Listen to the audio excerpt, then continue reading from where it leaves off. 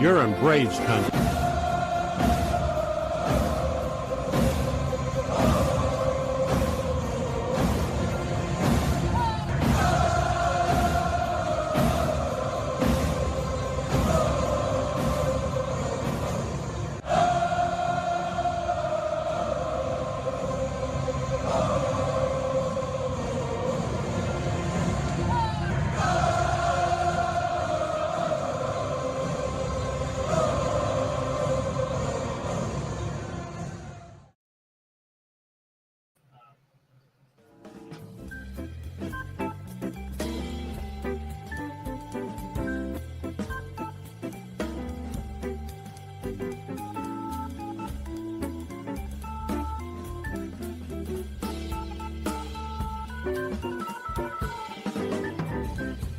Like me, you can't smoke like me.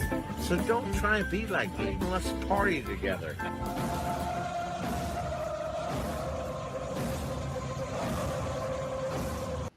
You can't drink like me. You can't smoke like me.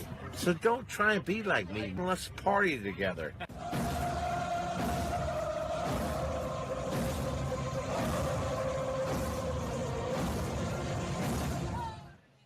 There's something kind of about a kid that's never played baseball. We have been hoodwinked, bamboozled, and flat out deceived. Why did you get so drunk? You got drunk. I'm just really exhausted. What's in that cup? Rum and Cokes? Do you have any idea how important this is? We're trying to save the pub boat. Really? This is what you're doing? This is what you're doing?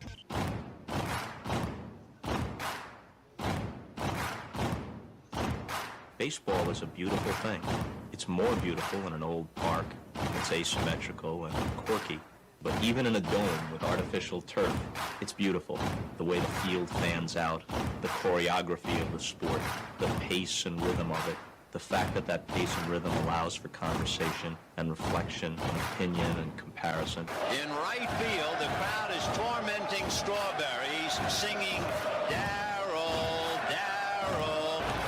Little roller up along first, behind the bag. It gets through Buckner. Here comes Knight, and the Mets win. And there's a fly ball deep to left. It's on its way. There it goes. And the Yankees are going to the World Series. Aaron Boone. Ground ball stabbed by Polk. He has it. He underhands to first for the first time in 86 years. The Red Sox have won baseball world championship. Can you believe it? It's a pastime, something you do. It's entertainment, something you watch. And it's a shared experience, something you talk about and read about. But you can apply those same three criteria to other things. What makes baseball special is that it's the best game that's ever been devised. Smith corks one into right down the line. It may go. Go crazy, folks. Go crazy. Sure as God made green apples, someday the Chicago Cubs are going to be in the World Series. A little bouncer slowly toward Bryant. He will glove it in front of Rizzo. It's in time. And the Chicago Cubs win the World Series. Cubs win. What a lucky break. The good Lord wants the Cubs to win. How can you not be romantic about baseball?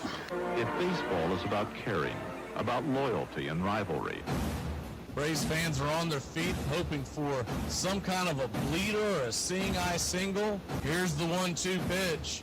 Fastball hit high and deep down the right field line. It's going back, back, back. Is it fair? Is it zip, boom, bam, it's gone. Ram-a-lam-a ding dong, a 3-run shot, and your Atlanta Braves have taken a 1-run lead. She's gone, baby! There's a very peaceful thing. It was created and played in pastures and meadows. There's grass, there's outdoors, there's everything that people thought was American and feel about America you get in a ballpark. And it's the wonder of walking through that dark tunnel and seeing a huge open space where men play the little boy's game.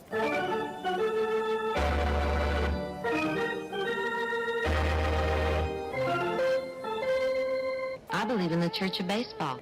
I've tried all the major religions and most of the minor ones. I know things.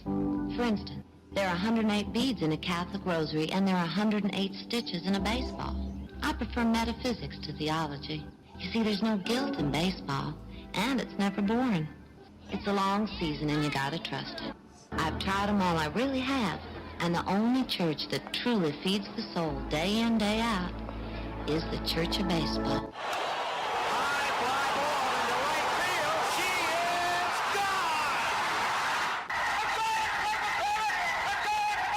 Swung line drive left field. One run is in. Here comes Braves. Here's the throw to the plate. He is safe. You're in Braves country. If there's a bigger thing going on right now, I don't know what it is. We're down to one strike here. Gurriel, the last hope for the Houston Astros. Here's the 0-2 pitch. Swung on, bounced over to Dansby. Dansby fires it over to first. And here comes the dog pile. Fire the cannons in the battery. Do the chop all throughout Braves country. Pop that top. Your Atlanta Braves have won it all. Ladies and gentlemen, welcome. We direct your attention now to home plate. Please remain standing. We call your attention to our bands here today. They will be jointly directed. And now, another fixture. Our national anthem.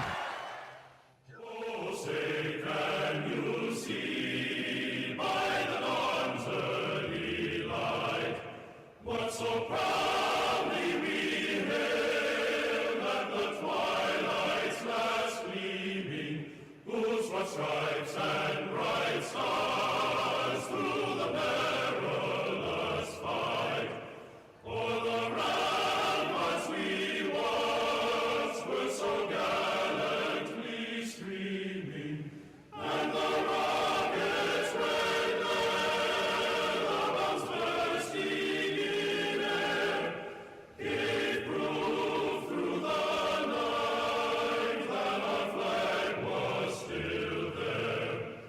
Oh, say does that star-spangled banner yet wave o'er the land of the free and the home of the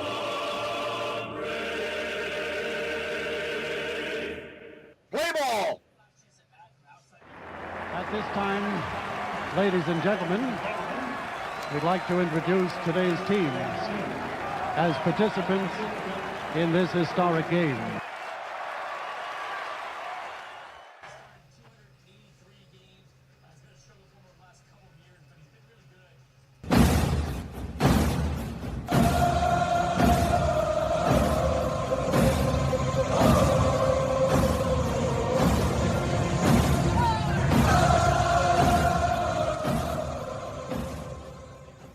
On a beer?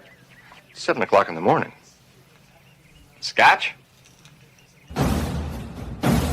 Hey, howdy, hi, and how the hell are you? Pull up an armchair, girls and boys, and join us for Braves Country Baseball. You're listening live as the Braves are on the road, and we're set to bring you pitch by pitch, play by play of your Atlanta Braves. Hi, I'm Mac McGee. Here's your starting lineups for today's action. Leading off and playing left field for your Atlanta Braves, it's Jurickson Profar. 3 home runs, 11 RBI, 2 stolen bases, bang 245. Batting second, playing first, Matt Olson. 18 home runs, 66 RBI, a 362 average. Ronald Acuna Jr. batting third, playing right. 14 homers, 26 RBI, 4 stolen bases, batting 309. Batting cleanup, playing third, Austin Riley. 15 home runs, 52 RBI, 2 stolen bases, batting 268. Batting fifth, patrolling center field for your Atlanta Braves, Michael Harris II.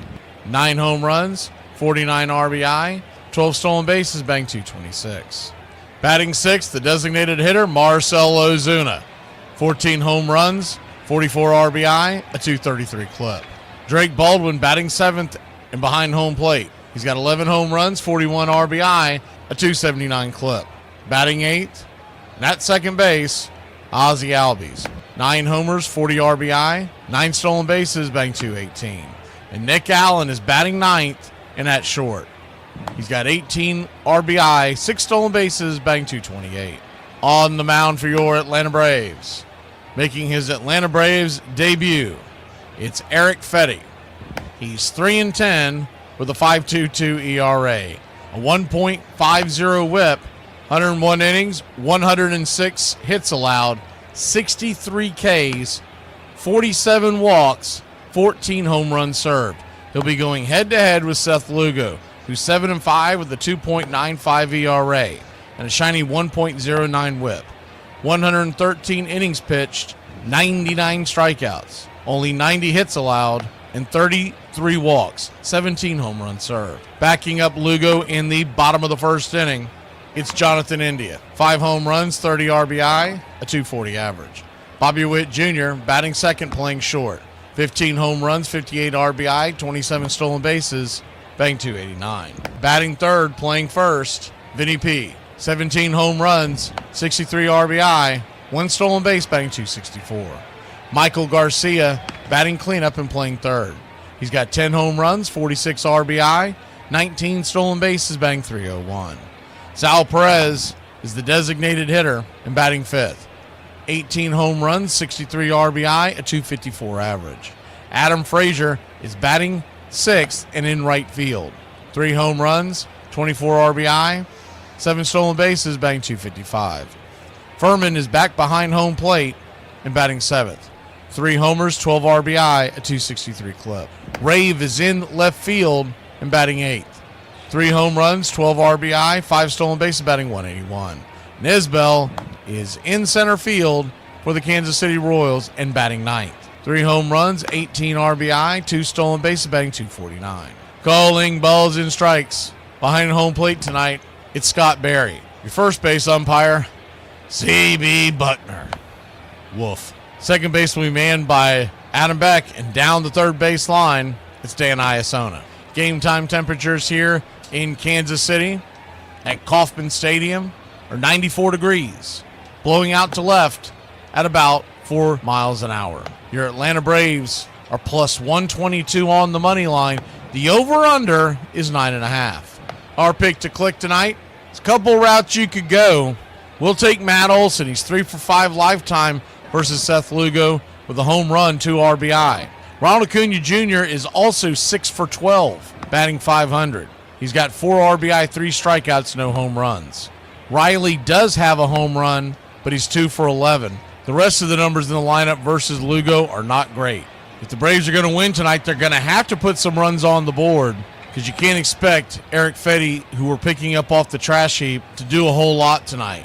He's a guy that had a career year last year, but other than that, he's been a journeyman, soft-tossing right-hander, and all you need to know about his numbers is the fact 101 innings and only 63 strikeouts. That means they are making contact, and he's given up more hits than innings pitched. A 1.5 whip is extremely high, especially for a starter in Major League Baseball. We'll take your Atlanta Braves to somehow get Seth Lugo out of the game and get to that KC bullpen and have a good old-fashioned barn-burning shootout. We'll take the Bravos to win this one 7-6. American Rebel Beer, keys to the game tonight. It's going to be all about trying to stick with the Royals with Fetty on the mound. Maybe we get lucky. Maybe he goes out and throws a few good innings. You look at what he's done this year. Why did he get released? His last 3 outings as a starter combined for just 9 innings and allowing 12 runs for a whopping 12.0 ERA. In the month of June, he wasn't much better with a 5.93, but he's gotten progressively worse throughout the year. And if you date back to his last 5 starts, he's gone 17 2/3 innings in those last 5 starts. So we're talking about averaging just 3 innings per outing. And in those 17 innings, he's given up 26 earned runs. This is not a desirable pickup by the Braves. He's clearly here to just try to get through some innings, get us to the finish line at the end of the season. You never know. He might push that sun back up one more time and show us what he had earlier this year and most of last year. But all in all, you have to assume the Braves are going to give up runs. You're going to have to assume that it's going to be a rough outing for the pitching staff.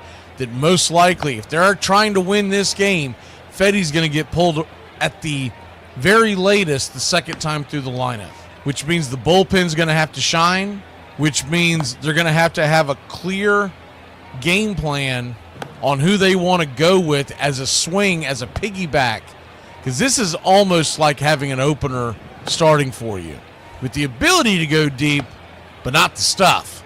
And I'm sure they've already mapped out where they're going and realizing they've got a similar situation tomorrow with Wentz due on the mound. There are no days off until Sunday. We've got the trade deadline on Thursday. You do expect there's going to be a big overhaul in the pitching staff once all the moving parts settle and they figure out who they're keeping and who they are cutting. I very much expect Austin Cox to be back in the mix in the very near future. With that being said, trying to get through tonight's game, the key to it is the Braves are going to have to put some runs on the board. They can't be swinging early and giving Lugo deep outing with a short pitch count. Royals want Lugo to get every bit of 6, maybe even 7 innings. The Braves are hoping to knock him out in the 4th or 5th. Stay in the game, and if we get down early, don't give up, Braves country, because that Kansas City bullpen can be gotten to. If we see any breaking news on the trade deadline stuff, we'll pass it along, but just assume we've got who we've got. You see someone leave the game non-injury related in the middle of the game, there could be a trade going down. So watch out for that. Put your click in the chat, slap that like, and let's get ready, Braves country.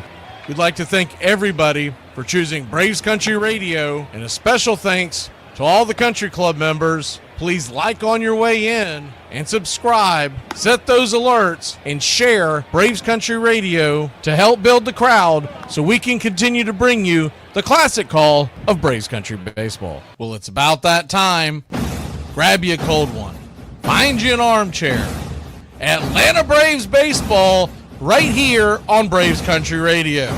Your modern-day superstation is in its 5th season of bringing you pitch-by-pitch, play-by-play of your Atlanta Braves and our one-of-a-kind production.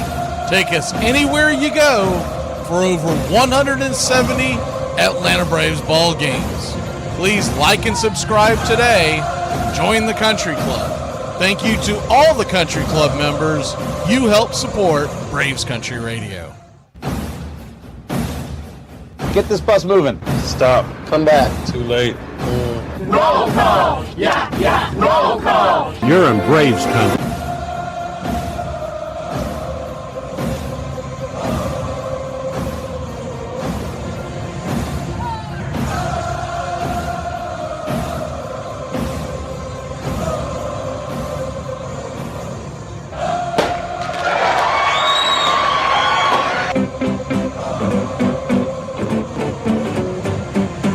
Good evening, Braves country.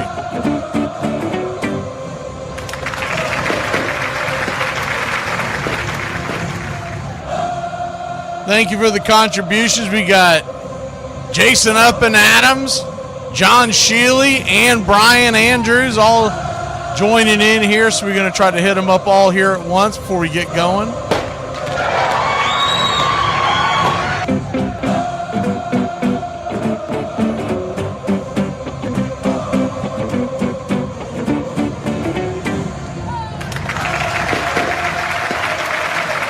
Number 2, John Shealy. And number 3, we'll hit Brian Up and Adam. Brian Andrews. We already got Jason Up and Adams.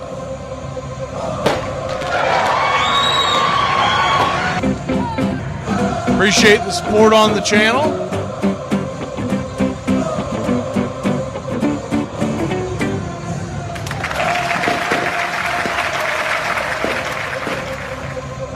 All right, who we got kicking here in Braves country tonight? Make sure my sound is right. I'd run around doing this These weird starts always throw us off with the radio folks. They end up misreading the email one way or the other. But that's all right. We'll get it figured out here. All right. And I'll tell you what, Braves country, I ain't lying. We're going to need some runs tonight. I looked more and more into Fetty's numbers even after we did the pregame. It's not good. He had that one quasi-good year. I believe it was with the White Sox. But other than that, he is a guy that at best probably should be in someone's bullpen. All right, let's see who we got rolling in here tonight.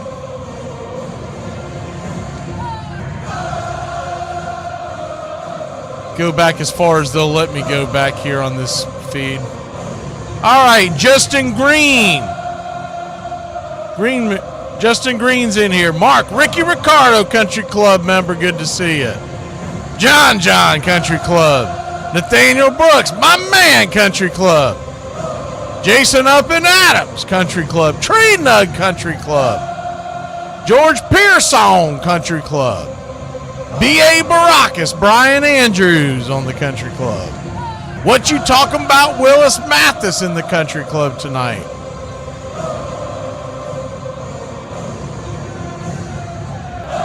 Did I miss Nathaniel? Did he send one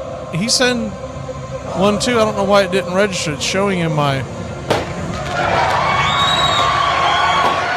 C5 from Royal PETA.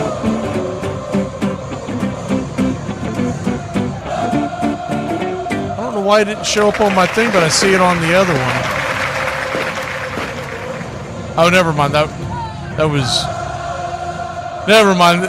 was misread. Sorry. Nate the Great Country Club member, Tree Nug, JP Scrat, Raymond, Low Country, George Pearson. We're going to run out of time here. Iron Lung, good to see you. Colby Covers.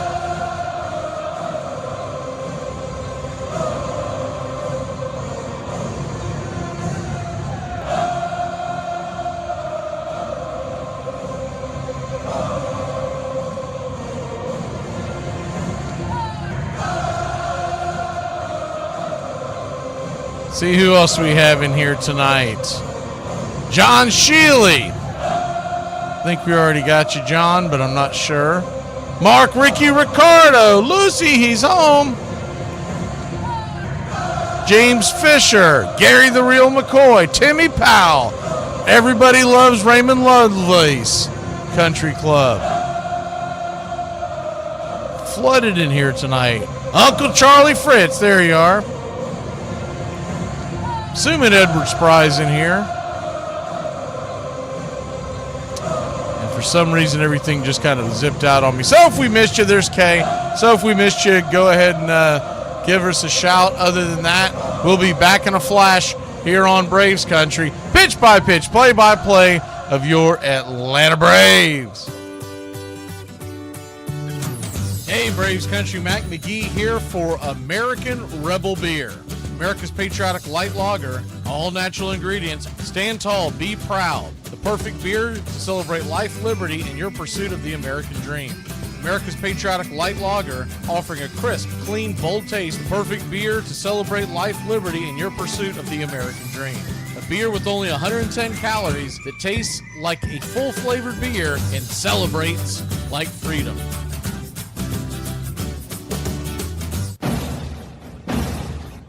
Hey, Braves Country, this is Mac McGee with Braves Country Radio. We are bringing you pitch by pitch, play by play of your Atlanta Braves all year long. Join the Country Club today. Help support Braves Country Radio. Join the Country Club today. It helps us bring you more of the game we all love. Braves Country Radio, your home for the classic call of Braves Country Baseball.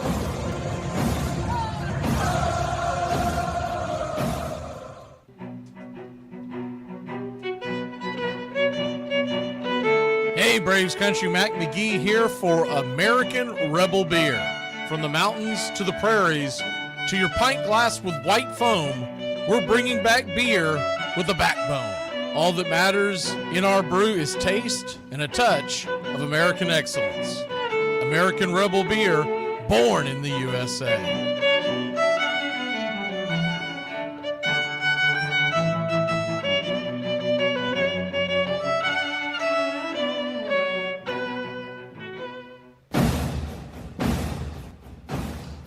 Ladies and gentlemen, we interrupt our program of dance music to bring you a special bulletin from the radio news. Sit quietly and we will control all that you see and hear. There is nothing wrong. You are about to participate in a great adventure. You are about to experience the awe and mystery. You unlock this door with the key of imagination. Beyond it is another dimension, a dimension of sound, a dimension of sight, a dimension of mind. You're moving into a land of both things and ideas. You've just crossed over into Adventures in Time and Space. We offer you Braves Country Radio, your home for the classic call of Braves Country Baseball. Hi, folks. Join us now for another Braves ball game. Yes, sir. This is the one we've been waiting for. This is it.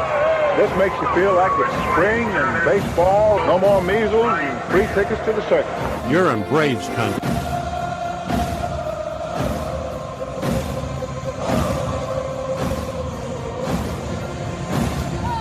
This is a reminder.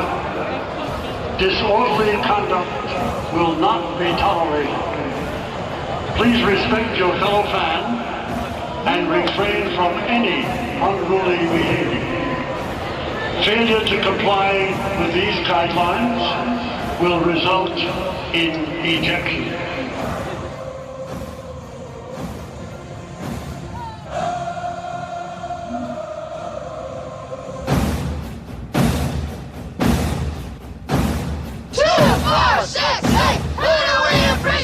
You're in Braves country.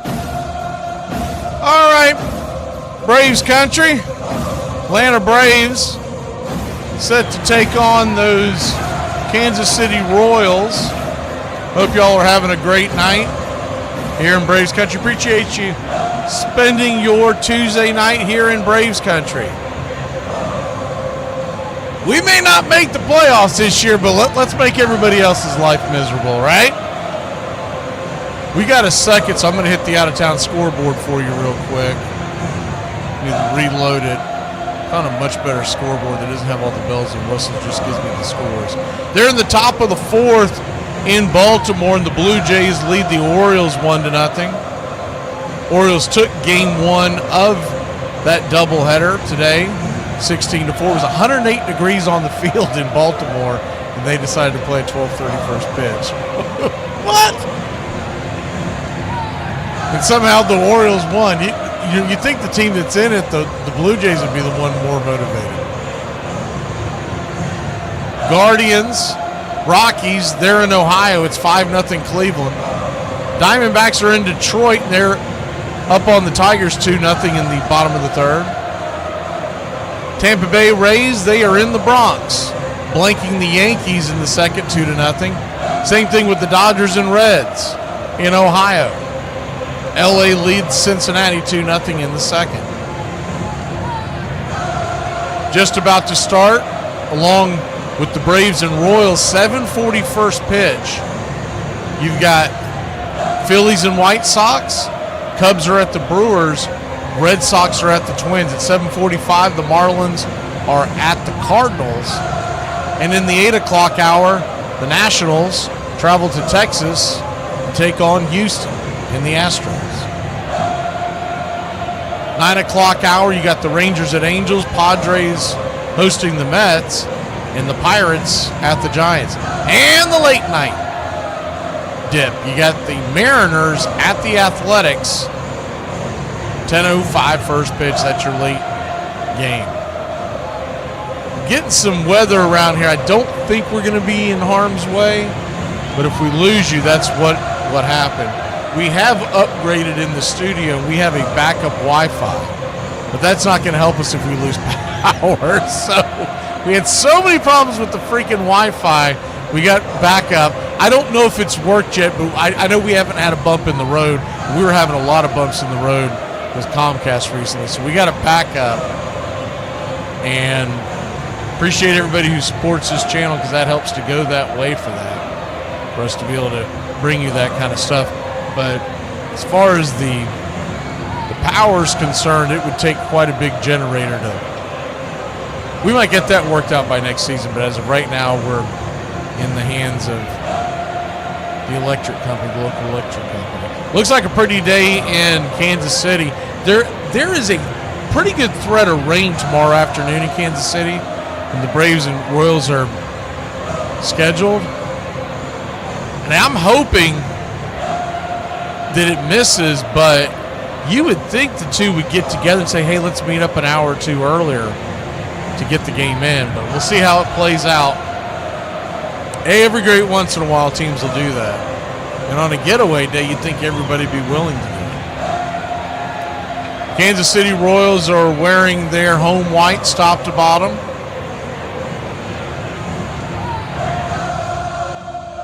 And Royals across the chest in blue ball cap. As we're getting set here for first pitch, play-by-play of your Atlanta Braves. First pitch on the way to Jerks and Profars right there on the outer edge. It's 0-1. Righty-lefty matchup.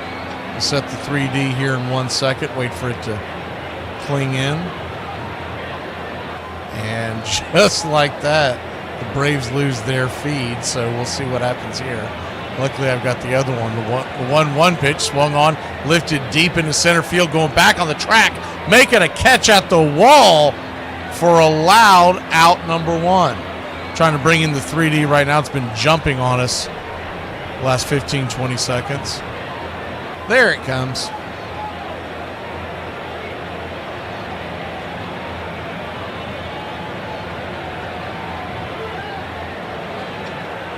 So 1 up, 1 down. Matt Olson, your batter. First pitch on the way to Olson is down and in. It's 1-0. Righty-lefty matchup. The 1-0. Lugo delivers. Swings, slaps it towards right field. That's down for a base hit. And Matty Olson, the Ice House. This is not watered down. Gets us going. Ice House. Ice House. Smooth as it gets. We'll go ahead and draw the screen back with a runner on base.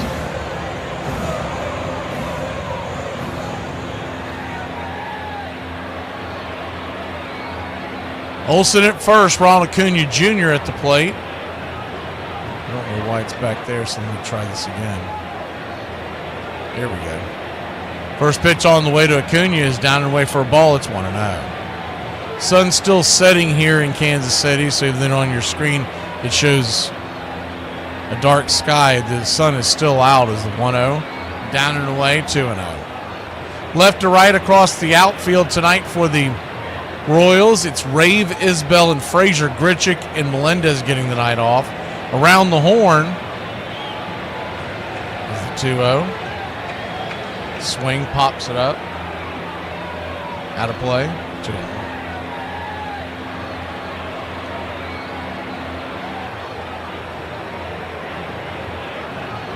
Round the horn in the infield from third to first, you've got Garcia, who was the designated hitter last night, Michael Garcia, the cousin of Ronald Acuna Jr. is the 2-1 down and in, 3-1. Bobby Witt Jr. at short, Indy at second, and Vinny P at first. Furman back behind the plate, and of course Lugo on the mound. They do have Sal Perez in the lineup as the 3-1, swing and a miss, sinker inside, 3-2. Remember last night he was hit in the arm, and he is the designated hitter tonight, not behind the plate. I would think he's not going to be behind the plate tomorrow either, with being a quick turnaround. He may be the DH tomorrow. The payoff pitch, up top. Whoa. Whoa, buddy. Scott Berry's doing Scott Berry things. We'll take it, but it was a high inside, got 100% of the strike zone, ball 4. So he'll head on down to first. Goodness gracious. Bravo.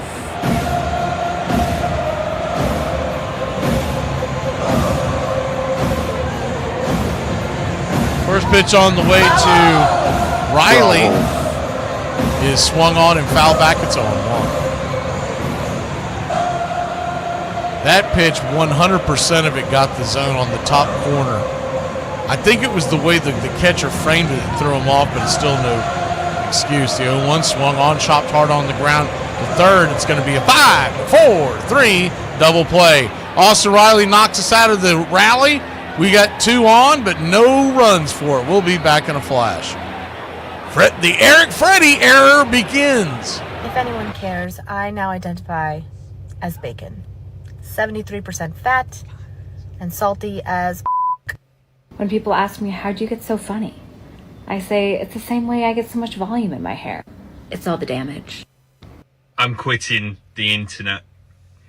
I think all the comments about how I got too fat and and how I'm not masculine enough and how I have woman-like hair and how I swear too much. I think all those comments, they've just got to me. They've hurt me, and I'm quitting the internet.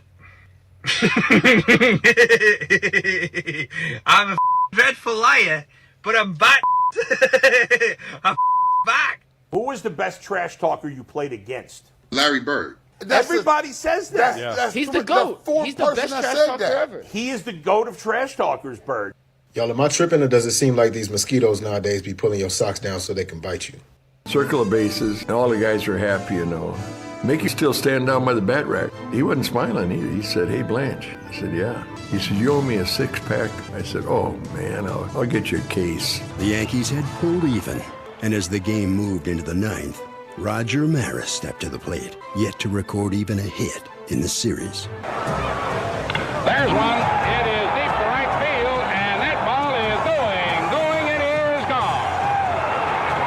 Roger Maris gets his first hit of the series. He hits the home run that puts the Yankees ahead with some mystical strength, some magic that he still had left in his body. Maris's homer would give the Yankees the victory in Game 3.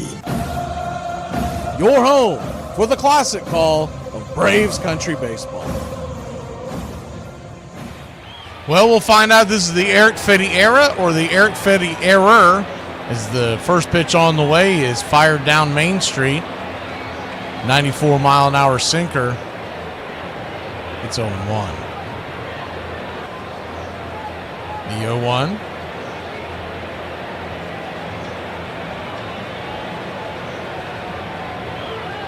Already, Fetty's got an issue with his pitch comm device, so he'll go out there and see if he can get a new one.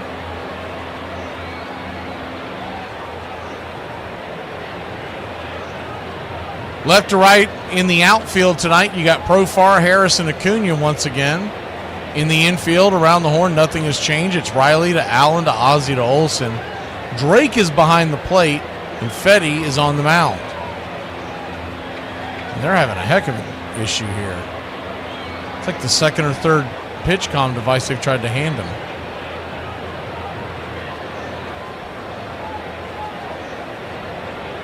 I mean, no one's on base. Why don't you just do old school here?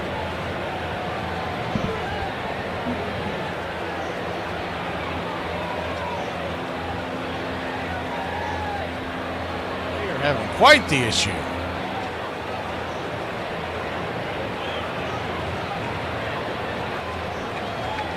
He says he's good to go now, so maybe turn it on. I don't know. The 0-1 to India, first pitch, 90 high and out of the zone. It's 1-1. India batting .240 on the year, 5 home runs, 30 RBI. The 1-1 pitch, swing, fouls it straight back, 1-2.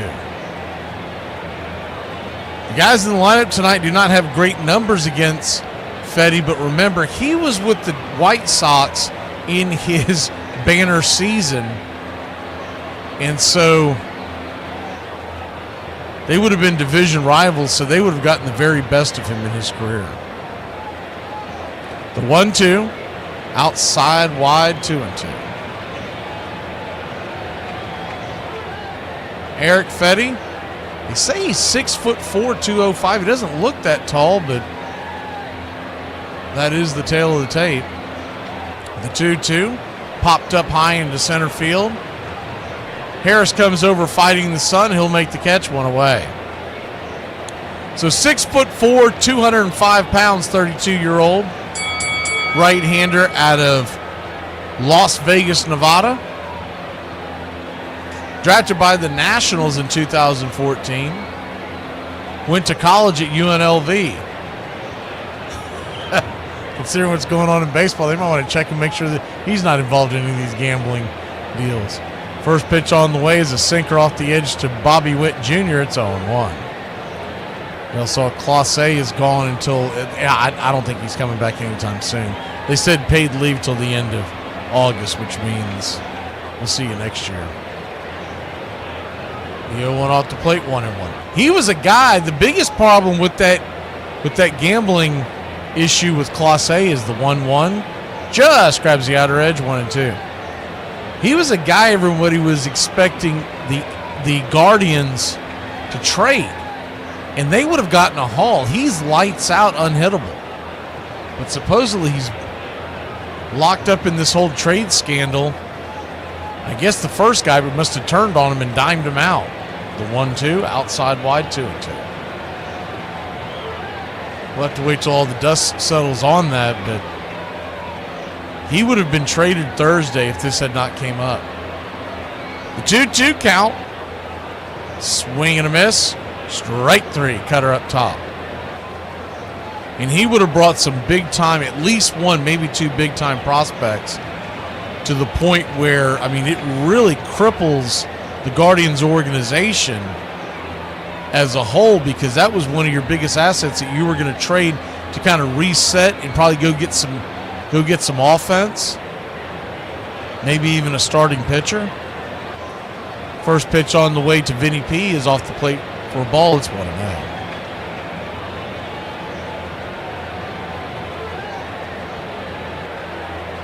1-0. Swing! That ball's belted deep into, would say the night, but the sun's still up. She gone. 1-0. Vinny P makes it 1-0, and Eric Fetty just buckle up. Good to see you, Adam Batman Westbury. Thank you for smashing the like.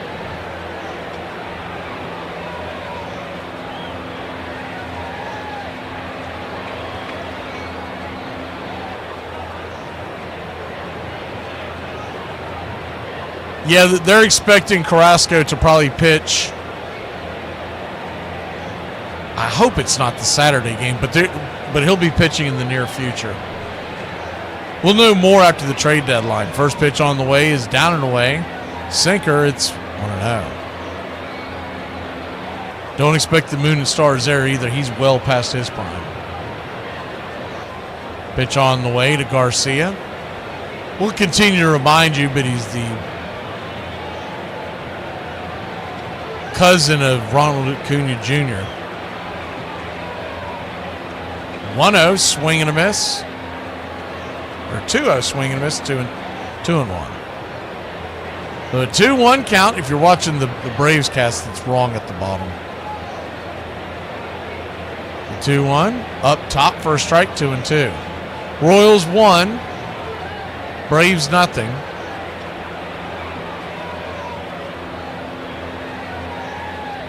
The 2-1, or the 2-2, excuse me. Down and away.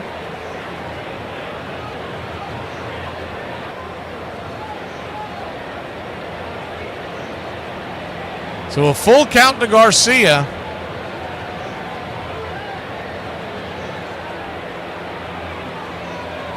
Brings it. Swing. That ball's laced into left field. That's down for a base hit.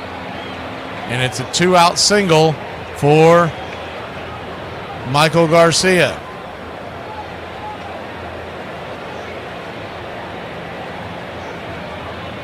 The year that he had last year with the White Sox and then later was traded to the Cardinals, he was 7-4 with the White Sox with a 3.11 ERA, 121 innings pitched, 108 strikeouts. First pitch on the way to Sal Perez is swung on. That's hit up the middle. Sal does not run like he used to, and Ozzie Albies has just enough time to get him out on a long 4-3 throw. That'll end the inning, but not before your Atlanta Braves cough up one. It's 1-0. We'll grab the sticks and try to get back in it. I think we can all agree that if we're generalizing, Gen X is the worst generation. True. But I'm only saying that so you don't get anxiety. Remember this? I actually do. Biden may have more explaining to do. The new questions stem from taped remarks of Biden during an April campaign appearance in New Hampshire. I went to law school on a full academic scholarship, the only one in my class to have a full academic scholarship. Went back to law school and, in fact, ended up in the top half of my class. I was the outstanding student in the political science department at the end of my year. I graduated with 3 degrees from undergraduate school. Biden now concedes he did not graduate in the top half of his law school class. Newsweek says Biden actually ended up near the bottom of his class and won only 1 degree, not 3. Joe Biden ranked 76th in a class of 85 at the University of Syracuse Law School. Now Biden says Newsweek is right. His memory had failed him. Beforehand, Whitey's talking to a couple of other writers and myself, and he says, boys, I don't think we got a chance here. I think we haven't got a chance. And he was right. I had a really bad feeling in my gut that this wasn't going to end well for us. And for John Tudor, a season to remember would end in a night to forget as the ace was knocked out of the game in the 3rd inning. The pitch is drilled to left field, hooking down the line, and Just for whatever reason, didn't have it, I don't know if it was physical, mental, a little bit of both. I don't know. To be honest with you, it just wasn't my day. The one decision that Whitey made in his career that I questioned a little bit was bringing Joaquin into that environment. Herzog knew when he acquired Andujar that he was a loose cannon, obviously. Never knew when the pop would come off, but it came off in Game 7 of the 1985 World Series. Join the Country Club today. Help support Braves Country Radio. Join the Country Club today. First pitch on the way to Michael Harris II, who's batting 5th after his resurgence in the last couple of weeks. It's 1-0. The 1-0 swing lifts it into right center field. That's going to get down where the green grass grows. Michael Harris rounding first, heading to second. Long throw over to third. Harris is safe, and it's a leadoff triple by Money Mike. Good piece of hitting. Really bad pitch.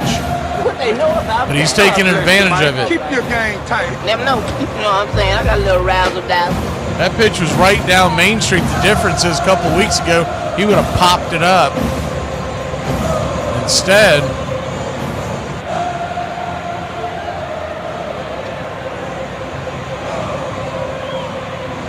he's standing at third with nobody out, representing the tying run. Marcelo Ozuna, the batter. First pitch on the outer cut. Slurve right there for a strike. It's 0-1. Marcelo Ozuna expected to be moved at the trade deadline. They'll get a kick out of this. Eric Fetty, tonight's starting pitcher for the Braves. He won the MVP in 2023 in the Korean Baseball Organization. The KBO, their version of MLB, is the 0-1's well off the plate. It's 1-1. The 1-1 count, high and outside. Harris is a little bit off the third base, so Furman fires it down there, but you kind of need Garcia to be actually playing the bag, so they just played a game of catch out there. But he won the MVP as the best pitcher. It's called the Choi Dong Award. The 2-1 down and away, 3-1. Wouldn't be funny in their culture and their language, but in America, you name something the Dong Award, there's a lot of jokes that can be made out of that one. The 3-1 count, P at the knees, good cutter, full count.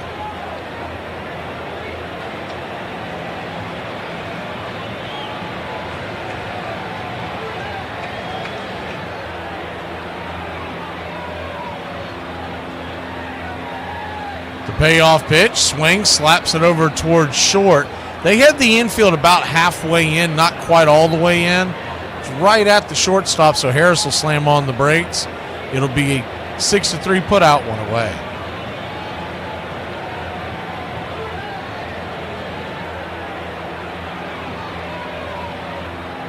One down.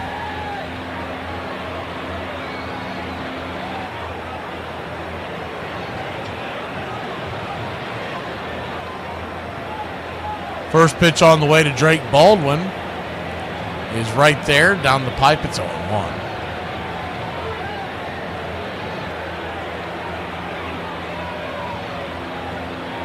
Righty-lefty matchup, the 0-1 swing. Dribbles it down the first base line, 0-2. Michael Garcia, the cousin of Acuna. Trying to see what he has played, if he's played other positions in third base. I believe he played second at one point as the 0-2. High and out of the zone 1 and 2. Down in the minor leagues is what I mean. 1-2 count. This is his first 1-2. Swing and a miss, strike 3, and down on strikes. So 2 down. After leadoff triple, see if Ozzie Albies can come through.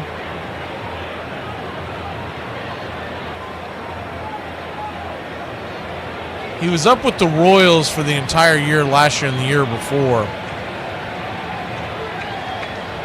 But this is considered his first real breakout year. Garcia's batting .303, 10 home runs. 46 RBI, that's in 168 games, 390 at-bats. I wonder if there's a way the Braves can pull off a trade to bring Acuna's brother over and then get Acuna to sign cheap for an extension. Ozzie Albies the batter. First pitch on the way is curveball, well off the plate. It's 1-0. Normally I'd scoff at that, but he's not that high profile of a player. 1-0. Chops it foul. 2-0. That's assuming they get along. So sometimes family doesn't get along, so it might be a terrible idea.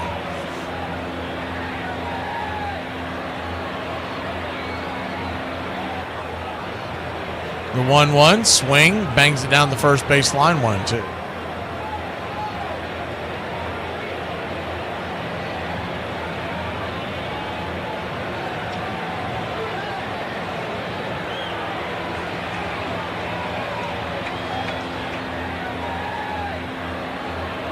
One-two count. Down and away, 2-2. Braves nothing, Kansas City 1. A solo home run by Vinny Pasquantino, Vinny P, in the first inning. Seth Lugo sitting at 29 pitches, the 2-2. Swing and a miss, strike 3. So there was a ground out by Ozuna, and then back-to-back strikeouts by Ozzie and Drake. We'll be back in a flash. Braves trail 1-0. Let me break you down. I'm sorry that you had a up life. I didn't. You guys have to see what I found. Oh my god, it's a pen. Could you...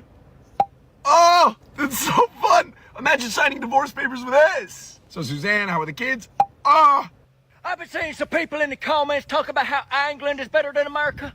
All right, England, let's go toe-to-toe with our towers then, okay? Washington Monument versus Big Ben, all right? Washington Monument, 555 feet tall. Big Ben, 315, okay? I mean, come on, brother. The Washington Monument is made out of marble and granite. Big Ben is made out of what? Gingerbread? Like everything else over there? I mean, come on, man. And for the fourth game, they sent out Whitey Ford to put a stranglehold on the series. Like Maris and Mantle, Ford had a chance to break one of Babe Ruth's records, consecutive scoreless innings pitched in World Series play. Before the game in Cincinnati, writers said, well, you're going for the record today, and I had no idea what they were talking about. While Ford didn't receive the attention his teammates had, he did break the record, and he continued to frustrate the Reds. And that makes 30 straight scoreless innings. For support, Mantle made a timely contribution in the Yanks' crucial rally to help give Ford the only run he would need. But it came with a price. Manager Houck decides that the courageous Mantle has gone as far as he can. You know Mickey, he's one of them guys that you couldn't hardly get him out of a ball game, and he was going to stay in there. But I was really worried when I saw all the blood. That was scary. Gosh, there was a spot about 5 inches or about that big around of blood coming through his shorts and his uniform. I finally realized how courageous this guy was to even want to play in that condition, but that's what I remember most about that series. Not so much beating Babe Ruth's record.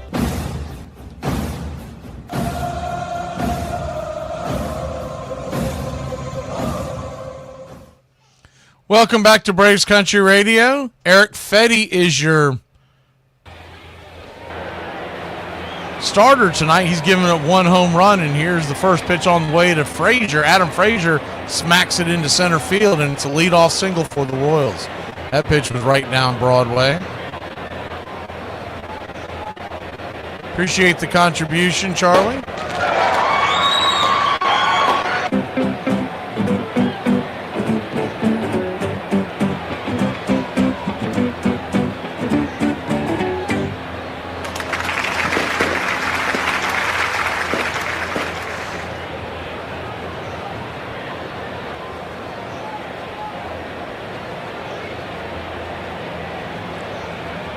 One on, nobody out.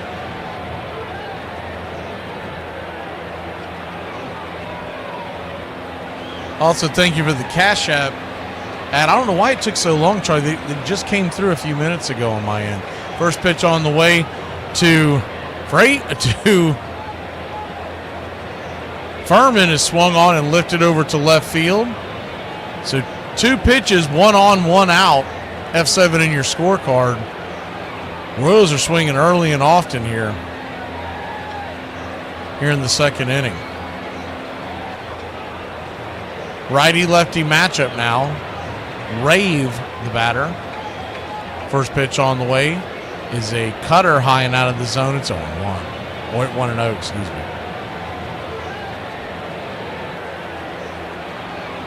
John Rave, 27-year-old.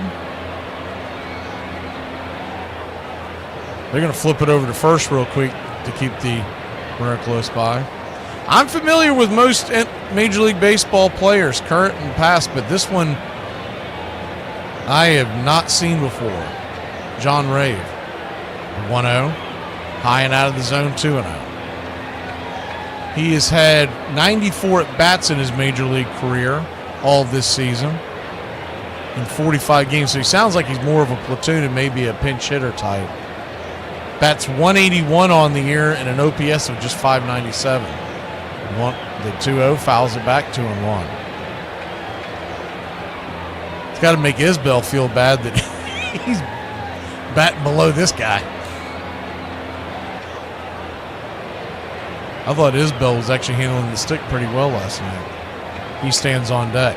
The 2-1, outside wide, 3-1. He does have 3 home runs on the year. 12 RBI and 13 walks. 27 strikeouts, so pretty high swing and miss rate. Played his college ball at Illinois State.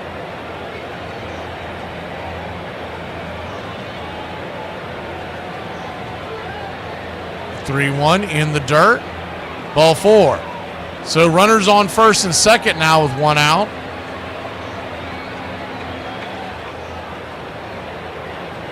We'll go ahead and hit that too. Folks can't see it, but Charlie sent his contribution on Cash App. Yeah, it's funny. I looked at it last night, and it shows that it came last night, but it never appeared on the app for whatever reason. Just now. First pitch to Isbell is off the mark, but called for a strike. Good frame by Baldwin.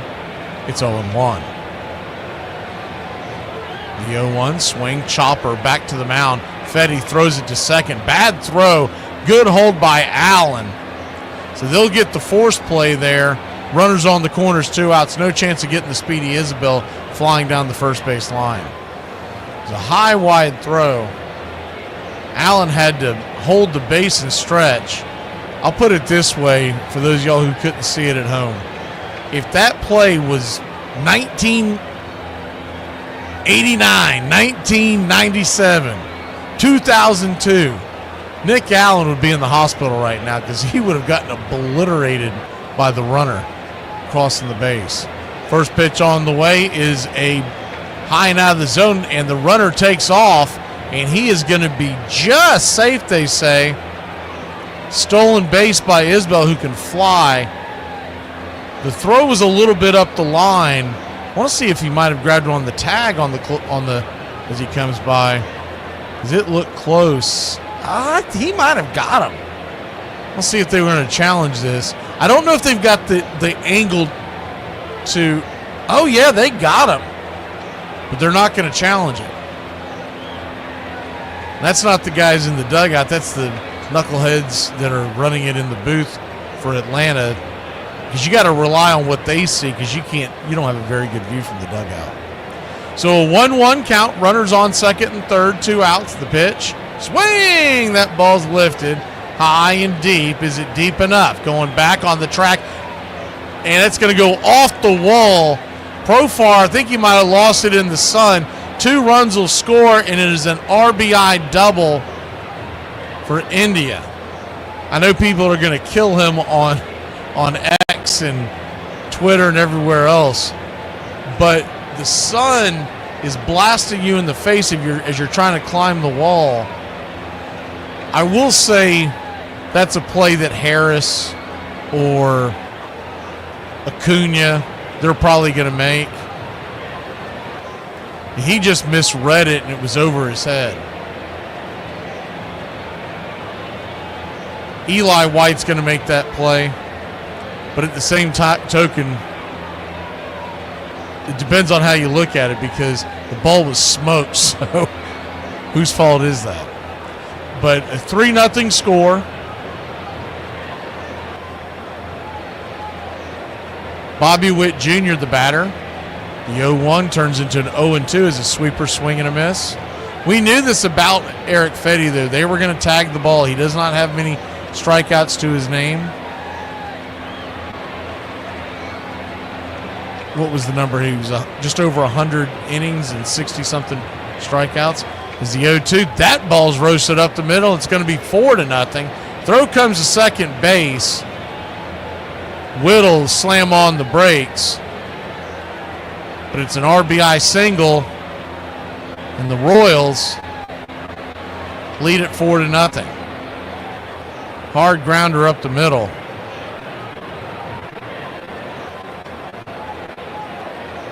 They were playing that shift again, so Allen was way over to the left side, and it was smoked.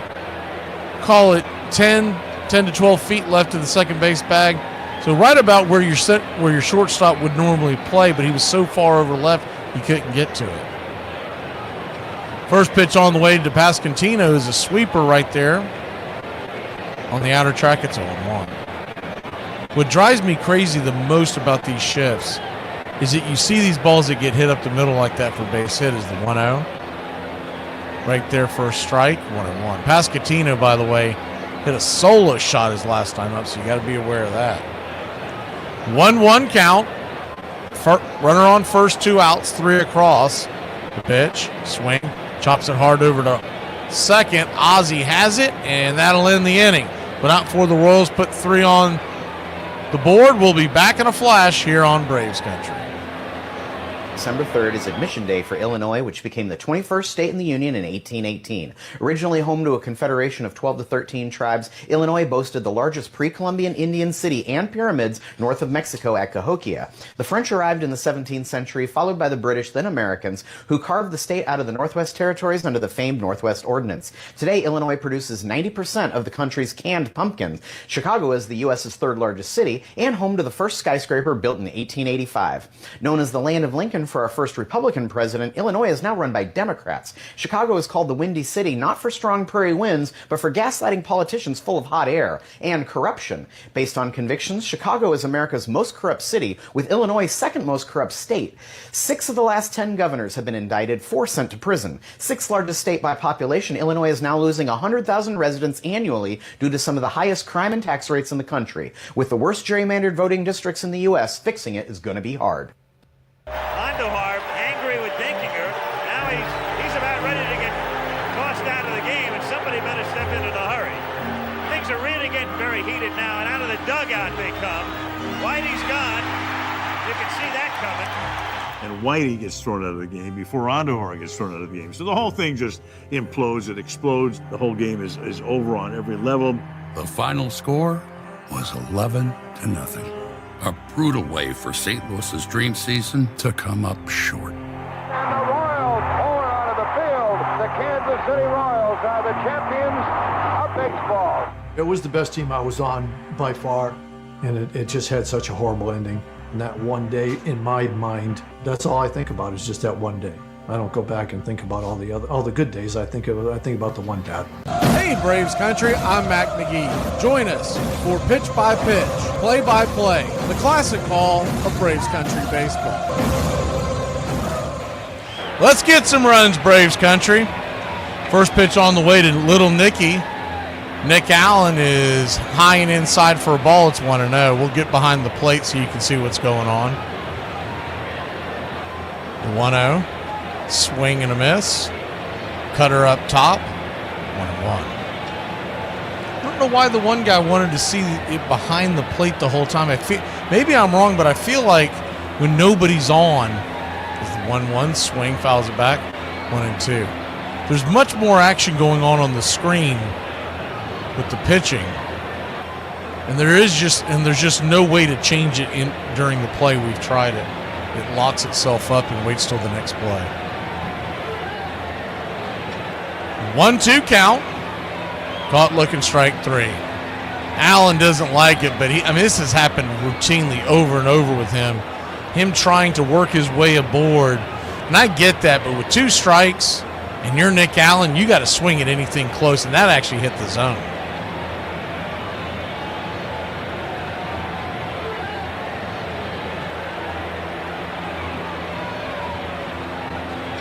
First pitch on the way to Profar is a slider at the knees. It's 0-1. The 0-1. Swing lifted into right center field. That's going to get down where the green grass grows. Jerks and Profar rounding first, heading for second.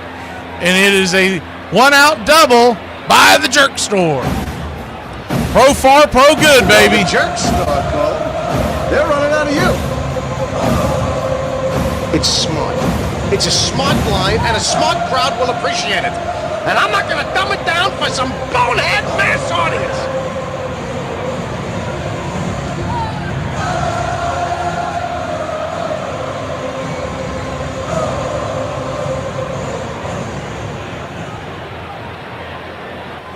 First pitch to Matt Olson is a sinker at the knees. It's 0-1.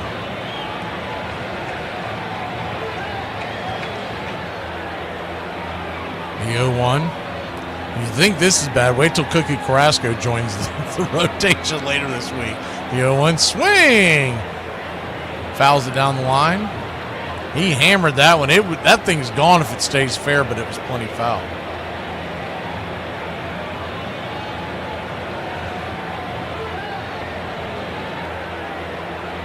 So an 0-2 count. Brings it. Swing, chops it. Over to second. That'll be a 4-3 put out. The runner will move to third, but there are 2 outs. So it'll leave it up to Ronald Acuna Jr., who walked his first time up.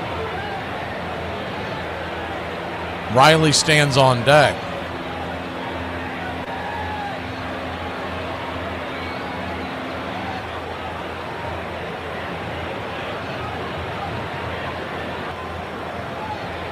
The infield back and to the left. First pitch on the way to Acuna. Swing and a miss at a strike. It's 0-1.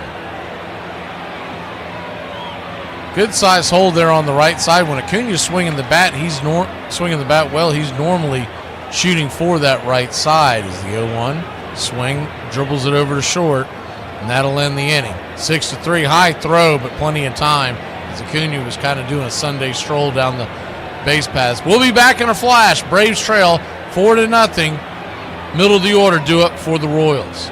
Well, y'all, the day's here. I'm ready to graduate. I'm not sure what I learned, but I know I'm done learning. I'm so in love with my friends that I wish they lived under my bed. I would just feed them little snacks, slip them a Cheeto here and there. Nothing too major. Hey, does anybody else take only 40 minutes to wash a load of clothes, 60 minutes to dry them, and up to 7 to 14 business days to put them away? Cardinals had that World Series just about in their grasp, but it slipped away. Do you see the guys so far in spring training a little hungry to get back to that pinnacle? Well, that's true because, it was hard to digest to know that it was taken from you from one call, and we don't have a World Series ring on our finger, so it'll be something else that we have to go out and play hard for and try to accomplish. After an off year in 1986, by 87, the Cards were right back on top. Thanks in no small part to the offensive evolution of a franchise icon. The Wizard of Oz can do more than just field his position. He can hit. Ozzie has become the true focal point of the Cardinals by 87, the true linchpin. Not only did he become a good hitter, but he got stronger. And he figured it out. He figured out what his strength was. Ozzie has just gotten better every year offensively. I watched him go from being a 200 hitter to a 300 hitter with the work and time that he put in. 87 was that year, where it all came together for me. I continued to play defense, but my team looked to me more offensively than I had been able to give to that point. Putting up career highs in batting average, hits, and RBI, Ozzie's bat helped lead the Cardinals back to the postseason, where they beat the Giants to earn a third trip to the World Series in the decade. Hey, Braves Country, this is Mac McGee with Braves Country Radio. We are bringing you pitch by pitch, play-by-play of your Atlanta Braves all year long. Braves Country Radio, your home for the classic call of Braves Country Baseball. First pitch on the way is right there for a strike to Michael Garcia. It's 0-1. Righty-righty matchup, some kind of a delay, a holdup. Something must have fell into the outfield because Harris is coming back over. Maybe a beach ball or something. Y'all are talking about people jumping on the Braves bandwagon. Man, I got a feeling this bandwagon has a flat tire. As the pitch on the way misses, 0-1 goes to 1-1. The 1-1 count. Swing, slaps it down the right field line. That's trouble if it's fair. It is off the wall. Acuna fires it into the infield. And it's a leadoff double for the Royals. Was that fair? Man, that was close. Right down into the corner. They didn't have a view that was right there. It was kind of a view from afar.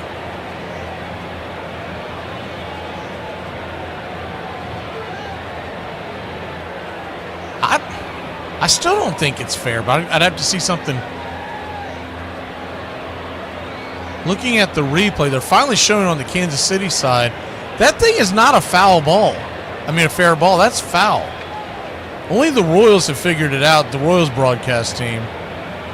They're showing it. It hit to the right of the paint. I thought that was foul from the first look. I think the Braves are challenging it. The Braves production team hasn't figured it out because they're now showing it.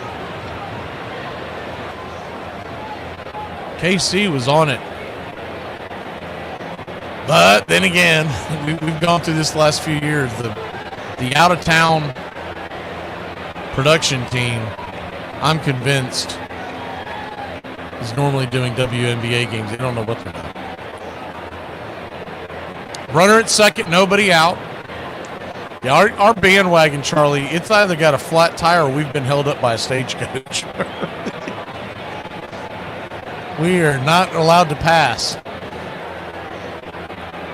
It definitely is foul. It hit the bottom. For those of y'all who can't see it, it hit the bottom base of the wall where the yellow line is painted all the way to the top heading towards the foul pole there in right field, right next to the 330 mark.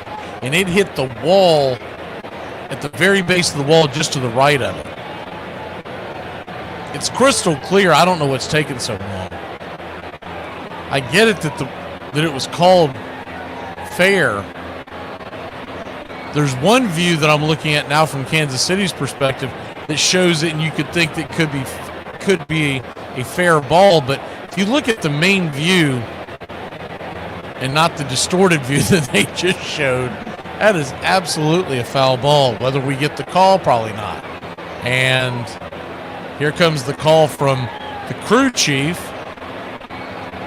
and it's going to be overturned.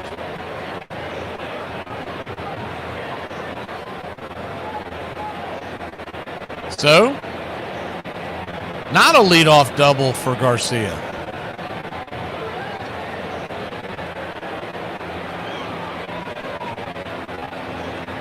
Yeah, I agree with that, Charlie. I mean, not every year is going to be our year, right? Who was it that was talking about 1989 being such a bad year in the win-loss? Is that Billy? Anyways, the big difference between 1989 and this season is that we had high hopes coming into this year. In 89, you knew it was a garbage fest. That's why 1990 was so incredible, because we went worst to first. First pitch on after that whole delay is a 1-2 sinker in the dirt. It's 2-2. Garcia 2 for 2 on the day. So he is singled. He's actually 1 for 1. As a 2-2 down away, full count. They haven't fixed it on the screen. So 1 for 1 with the single to left his first time up. Kansas City leads it 4-0. The payoff pitch, swing, dribbles it over towards Riley at third. He'll fire it across the diamond. Perfect throw, about chest high, 1 away. Yeah, as much as you get frustrated by this team, and it's really because of the expectations. I don't think it's because Braves fans are just like this incredibly spoiled group of fans. I think it's because of the expectations. You came into this year, you thought you were going to be a World Series contender, not alone just a shoe-in for the playoffs. It's the first pitch to Salvador Perez is a swing and a miss for a strike at 0-1. And the injuries that we have gone through the last 2 seasons, the 0-1, outside wide 1-1. Something's got to give next year. You got to figure, as bad as our injuries have been the last 2 seasons, we're due for a fairly healthy season in 2026. 1-1 count in the dirt, 2-1. But as frustrating as it can get, still reminded every day when I look at how many games we've played, I'm like, man, we only get so many of these, and then we're going to be staring out the window waiting for spring. The 2-1. Swing, fouls it away, 2-2. Perez was hit in the elbow last night, taken out of the game, but appears to be okay. You look at his numbers. By the way, he's hitting 346 in July, the 2-2. Swing and a miss, cutter up top. Strike 3. Eric Fetty now with 2 strikeouts. His over-under in the desert was 3.5. Salvador Perez, and I do think you have to take into consideration that his team went to the World Series twice, winning 1. As the first pitch on the way is a cutter up top for a strike, it's 0-1. I think he's going to be a Hall of Famer. The 0-1 up top misses, 1-1. And he's 35 years old. He'll probably be able to DH for a few more years. So all in all, he'll get somewhere close to 400 home runs. Is the 1-1 swing and a miss, 1-2. He's sitting at 291 right now. So the idea by the end of next season, he'll probably be around the 320 mark. And if he can keep himself in shape, he'll eventually get to where he can't be behind the plate, but he might even get to 400. The 1-2 misses high. 2-2. And the bar is much lower offensively for catchers.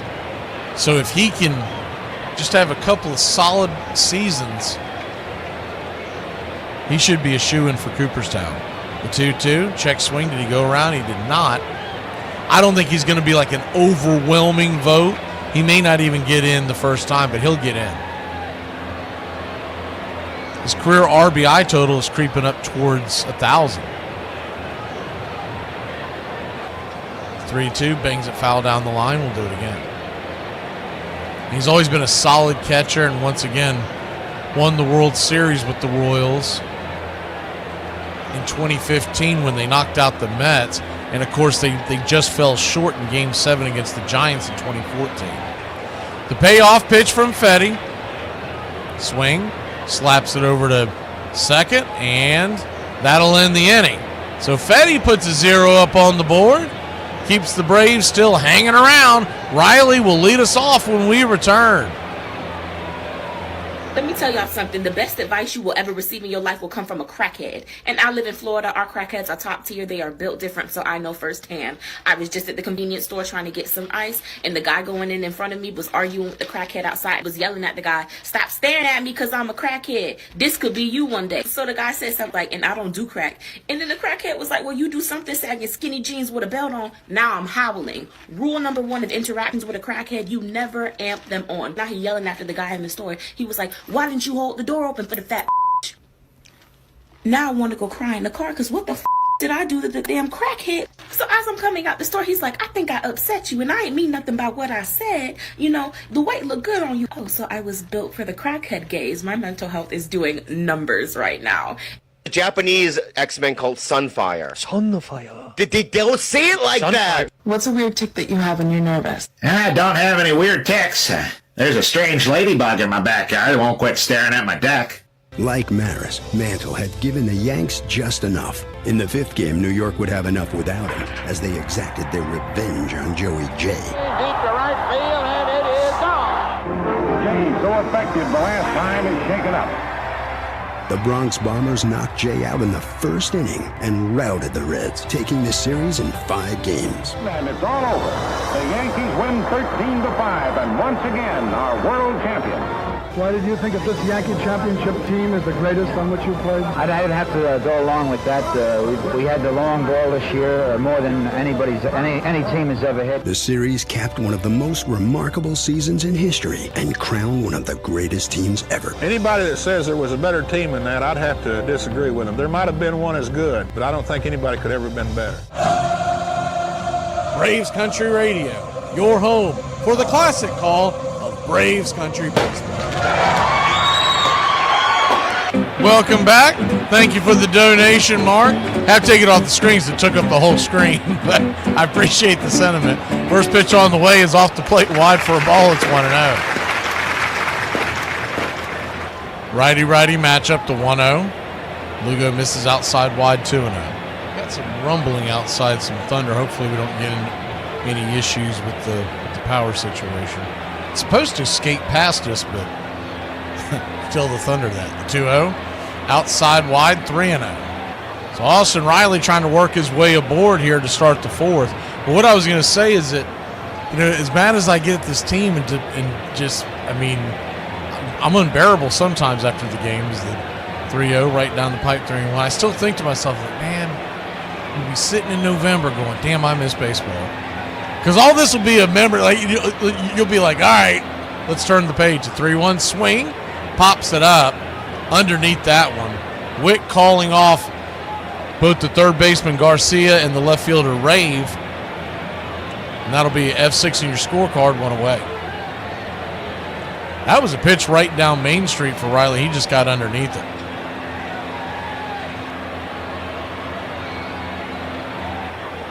I know he hit one out, but I still feel like he's a tick off, a little bit rusty since coming back. First pitch on the way to Harris, someone who's not a tick off. He's been hitting well. Hopefully that continues. Is a strike right there on the outer cut. It's 0-1. See if we can get a good view on the 0-1. Swung on, popped up high in the sky.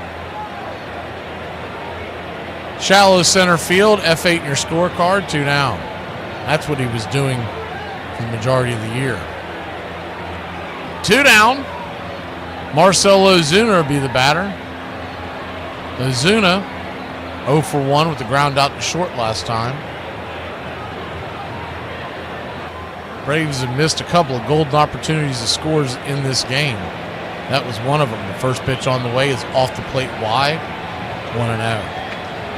If you're just joining us, Harris led off the inning with a double, and then Ozuna grounded out, and Drake and Ozzie struck out, the 1-0, right down the pipeline. Braves walked 14 times last night, and they lead the major leagues in walk batters, but that hasn't helped on the scoreboard. 1-1. Just off the plate, called for a strike, 1-2. What that kind of tells me from the big picture is teams are pitching around the Braves because they do have a high strikeout rate as well. The teams are pitching around the Braves, and sometimes they're getting the call, sometimes they're not, but they're not just going to lay it in there like they did in 2023. The 1-2. Ooh. That hit the top of the zone. We got the call. Woo. 2-2. That hit the top of the zone for sure. The 2-2 count. Outside wide to the backstop. Full count.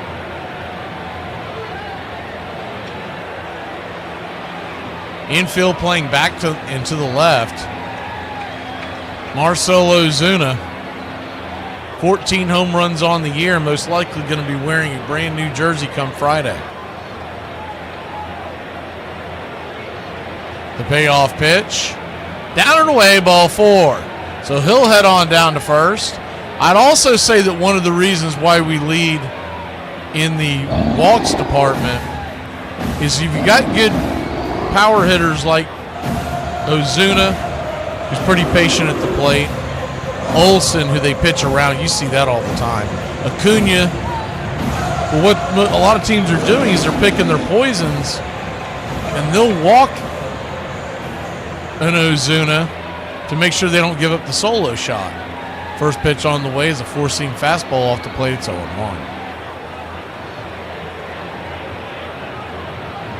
The 0-1, Drake Baldwin stands in, swing, chops foul. It's 0-2. And let's be honest, most of the year we've had that dead zone at the bottom of the lineup. So teams are just pitching around the guy in front of it. When Harris was hitting horribly, and Ozzie is still in a funk. 0-2, outside wide, 1-2. And remember, we started the season with no Acuna. So you had Eli or Verdugo out there, and of course Nick Allen. The 1-2, high and out of the zone. 2-2. You got a good bat standing at the plate, but you see Nick Allen standing on deck. You're not too worried about getting that guy out. The 2-2 count. Swing. Laces it over to second, but it's a line drive. L4 in the scorecard, and that'll end the inning. Once again, we get one on, but can't do anything with it. It's 4-0. We go to the bottom of the 4th. You know I pulled you over tonight? Yeah, I got a pretty good idea. Hey, I got a big favor to ask you. You mind if I step out of the car for a minute? Yeah, sure. Go ahead. All right, thanks. Yep. Let's step back here. Okay. So you saw the lady in the passenger seat, right? Yeah. Okay, well that's my wife, and the lady in the back seat. Did you see her? Yeah. Let me ask you this though: are you married? Yeah, I am. Okay. All right. Here you go. So that's the mother-in-law in the back, right? Those two got in a huge fight this morning. And the mother-in-law insisted we take her home right away. So that's what I'm trying to do, get her home. I'm worried they're going to make up, and then, she's going to live with us another 6 months, right? So I got to get her home before those two make up, okay? All right, so I'm going to give you a full police escort. Okay. I'm going to turn on the sirens, keep the lights on. By the glory of God, we will get you There. Now get in the let's car. go. Yep. Playing the Minnesota Twins, the Redbirds would come up against a distinct disadvantage. Noise tonight, huh? You couldn't hear yourself think in that place. If there's ever a thing called home field advantage, they had it. The crowd is already at fever pitch. Pre-game warm-ups. To this day, that's the loudest noise I've ever heard in a building. The place went crazy. Line into left for a base hit. 6-0. Another great series, 7 games. Kirby Puckett, Kent Herbeck, Frank Viola, and him being unhittable. Viola just sailing along.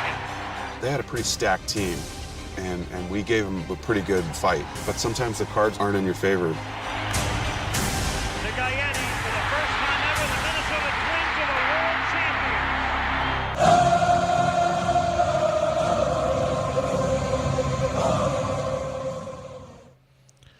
Welcome back to Braves Country Baseball. Atlanta Braves. Trail 4-0. We go to the bottom of the 4th.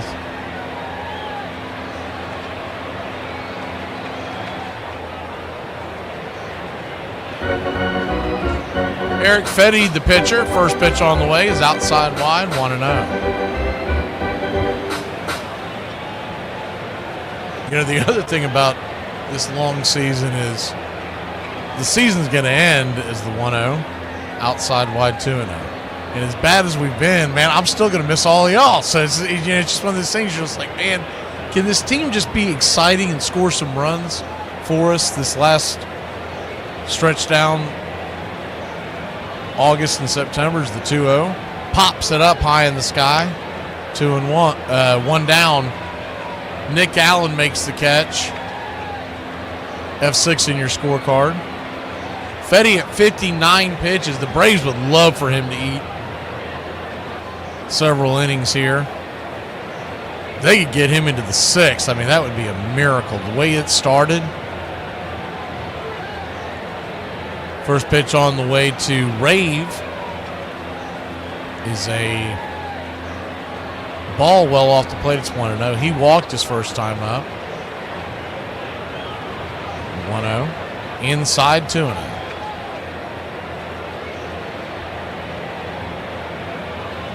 Two-0 count.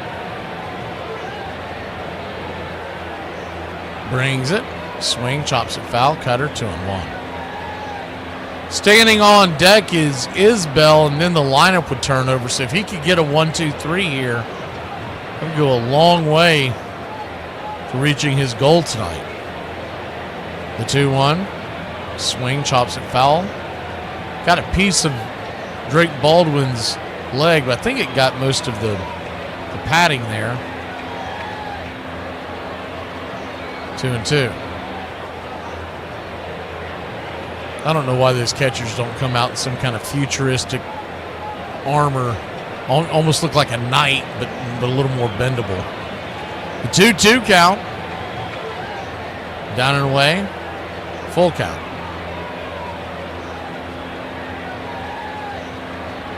Same thing with the batters. You'll see them have this little tiny shin guard that's barely covering like one ankle as the cutter is fouled back out of play. Full count once again. And that's the one spot that it won't hit. The payoff pitch by Fetty, number 66 on the night. Down and in, ball 4. So Ray will head on down to first.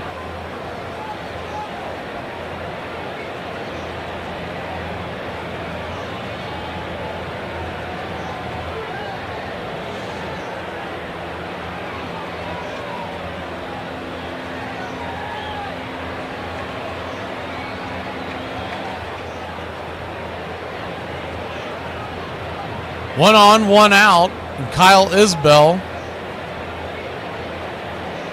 who got on with a fielder's choice and stole second his first time up, takes the first pitch outside wide. It's 1-0. As much as he's been battered around, it feels like the Royals should be more than just 2 at-bats in apiece. The 1-0, swing and a miss. 1-1. What a difference this pitching rotation is going to look like in a few days when you've got guys like Fetty, Carrasco is the 1-1, swing, fouls it away, 1-2.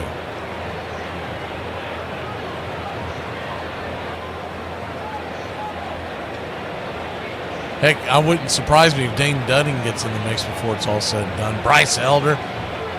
We left spring training. We were looking like one of the best rotations in the league. They're going to flip it over to first real quick to keep them close by.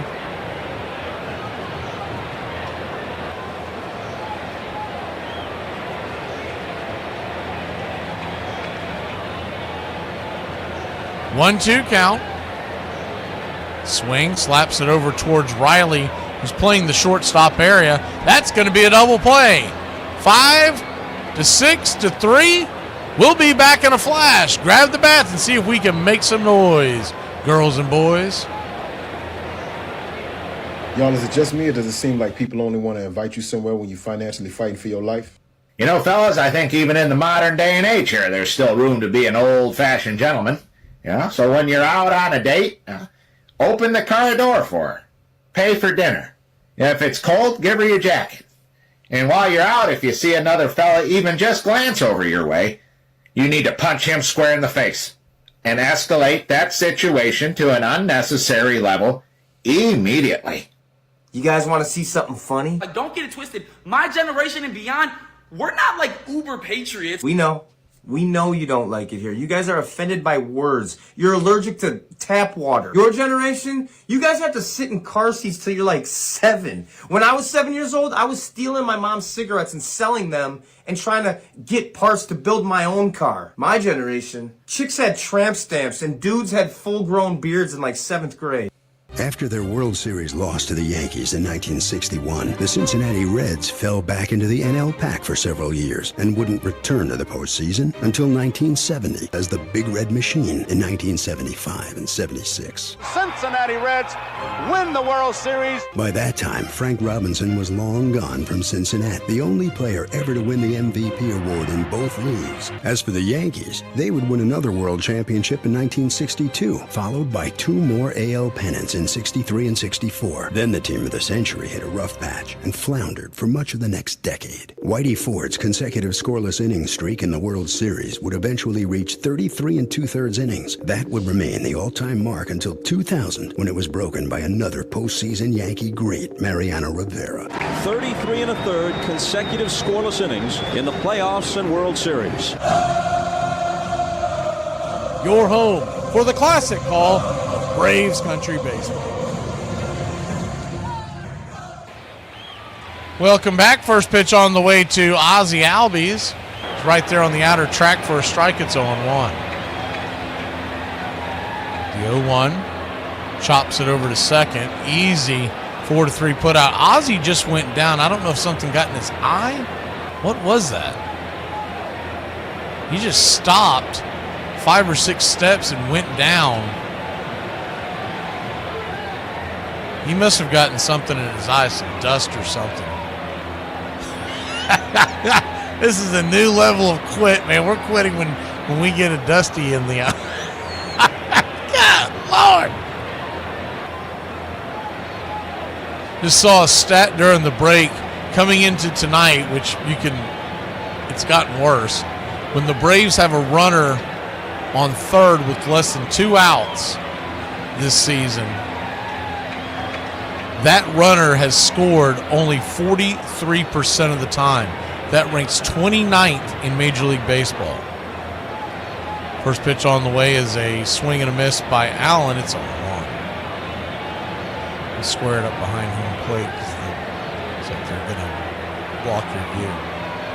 The team that's the furthest behind that is in 30th, the Mariners. So last year's hitting coach and this year's hitting coach, they're doing it, baby.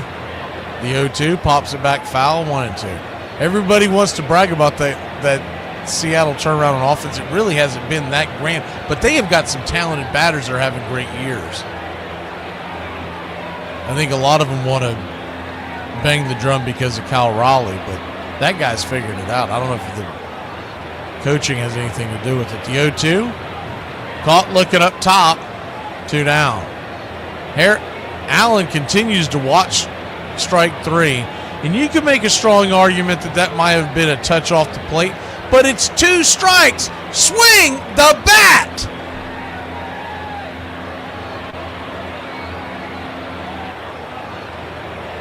O'Brien has brought up a pretty good, he's got an article out. You can't really see it because it's got a paywall and everything, but I'll give you the cliff notes.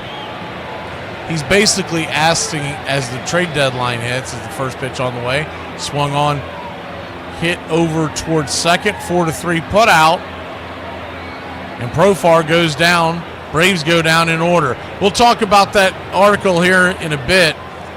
Bottom of the 5th we go. Braves trail 4-0. Dude, I think my grandpa was onto something. People think overalls are for old people. The mobility, dude. Back pockets super long. Double front pockets. I mean, you'd rather play checkers on a leopard's ass than mess with somebody in overalls, dude. I feel tough as Tarzan's feet and knees, baby. Come on. December 4th, George Washington's cousin, Colonel William Washington, pulled off a brilliant ruse in 1780 to secure a victory for the Continental Army. Colonel Washington, leading a small unit of cavalry and militia, managed to corner a well-fortified Loyalist unit in South Carolina. Outgunned and without artillery, Washington turned to ingenuity, carving a cannon from a tree trunk and positioning it as though he were preparing to bombard the house the enemy was holed up in. The tactic, reminiscent of pacifist Quakers who used Quaker guns to deter aggression, worked perfectly. Intimidated by the supposed heavy firepower, the Loyalists surrendered without a fight. This clever deception, along with other Southern campaigns, weakened British forces and morale, setting the stage for their ultimate defeat at Yorktown less than a year later. No one knew it then, but just like that, the Whitey Ball era had essentially ended. Sure, Whitey stuck around for a few more years, and Ozzie a few more after that, but the magic of those special runs was gone. Still, the 80s Cardinals had, for the better part of a decade, played the game in a way no one had ever really seen before or since. And in the process, they made St. Louis the best baseball town in America. The 80s Cardinals reignited baseball in St. Louis. It was always a very, very good baseball town. It became an over-the-top baseball town and stayed there. We were 1 win away from winning 3 World Series in a decade. I mean, I don't know how many times that's been done, but it doesn't happen that often. If they had won those 3 titles, they would have a significantly greater place in the history of baseball. And I think actually that style of baseball would have a significantly greater impact.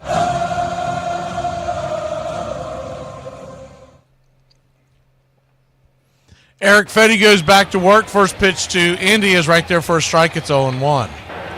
Righty-righty matchup, top of the order for the Royals. The 0-1. Misses, 1-1. Looked like he hit the zone, but didn't get the call. 1-1 count. Swing, fouls it away. 1-2. But the article, the gist of it was going into the trade deadline, talking about not just trading talent, but trading, getting new blood in there. It was, is there complacency in the clubhouse? And it's kind of funny as the 1-2 swung on, chops it over towards short, 6-3 put out. Good play by Allen, 1 away.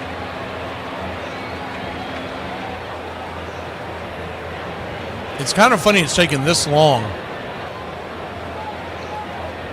for O'Brien to see that, because I remember him getting into arguments. I mean, heated arguments with people on X defending the coaching staff, not just Snicker, but the coaching staff across the board, saying that they couldn't do anything. As the first pitch on the way to Witt is a swing and a miss. It's 0-1. Knowing darn good and well that a coaching staff, especially in baseball, is mainly there to motivate. Is the 0-1. Misses outside, 1-1. It's a 162 game season. You can't hit the ball for the guys. They're already pretty well coached by the time they get to the majors. The 1-1 swing. Fouls it down the first base line, but out of play. 1-2.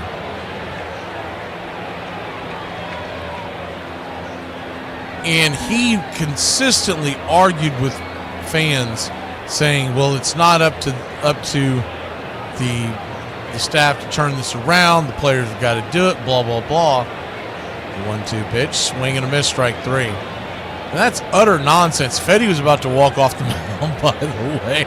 I don't think you can see. Oh yeah, you can see it right there. He started to dart towards the mound. He thought that was the third out of the inning. I don't know if anyone else is going to pick up on that, but he definitely did a back step after he struck out Bobby Witt. And I guess that will be it for him, because Snit said, what the hell, let's get you out of here. He'll hit the showers. He retired his last 8 batters, and now we're going to take him out. 78 pitches in. All right. We'll be back in a flash here in Braves country. It's 4-0. We'll see who comes out of the pen. On this date, 1908, Rube Waddell fanned 6 of his former teammates when the Browns defeat the A's at Sportsman's Park 5-4. During the offseason, Philadelphia's owner-manager, a frustrated Connie Mack, traded his talented but free-spirit hurler to St. Louis.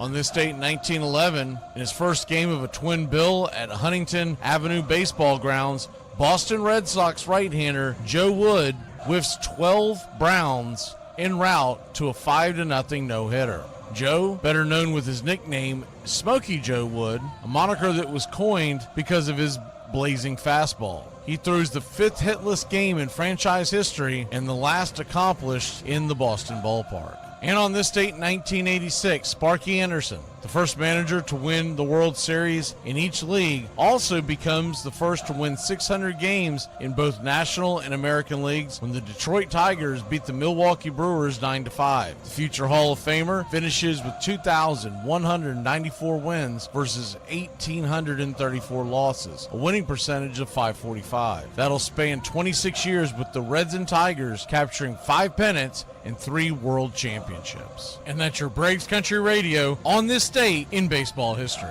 Find us on YouTube and Facebook today.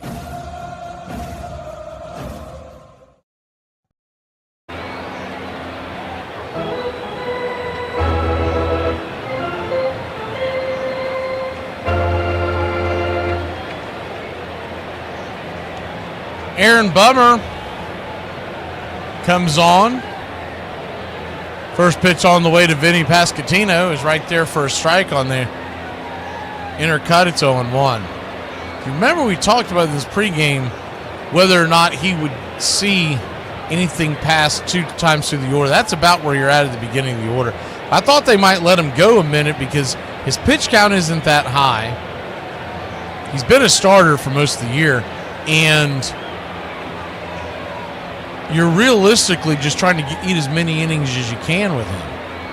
1-1 swing, slaps it towards left. It's going to be down for a base hit.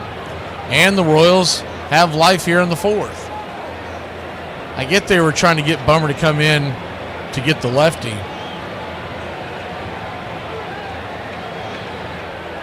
But the next, is it 4 or 5 guys in the order are righties? Or 4. 4 of the next 5.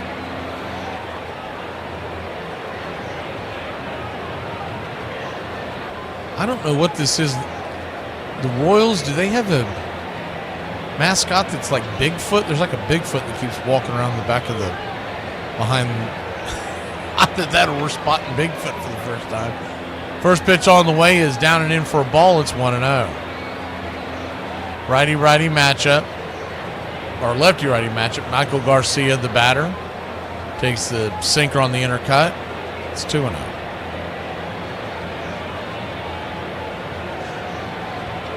2-0 count.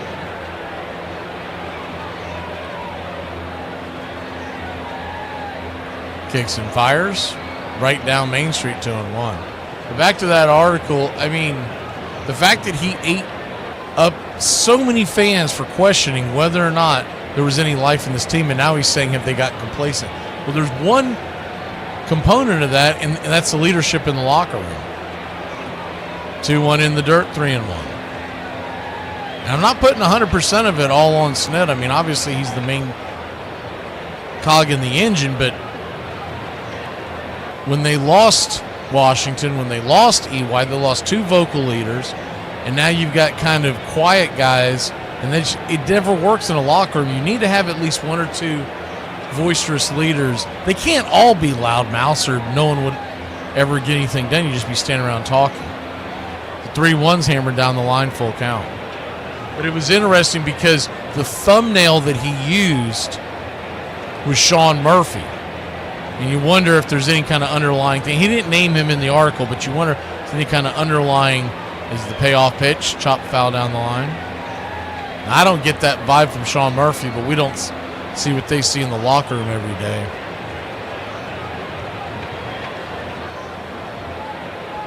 Full count. I don't think he's really a vocal leader, but it's really difficult to get that out of the catcher. The payoff pitch, swing, chops it off his instep, we'll do it again. They don't even have that guy on the bench. I mean, Iron was joking about it, but Heredia was a rah-rah guy on their bench. Remember when we won the championship, he was swinging pink swords?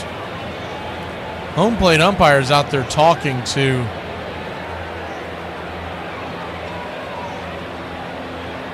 Scott Berry, or home plate umpire Scott Berry's talking to Bummer, but I really think it's just to buy time because the ball went off of Drake Baldwin's leg.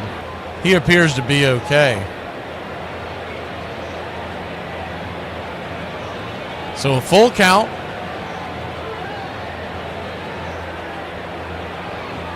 The payoff pitch. Caught, looking, strike 3. That'll end the inning. I'll answer that question, Freedom, when we come back. Braves trail 4-0. We go to the top of the 6th inning.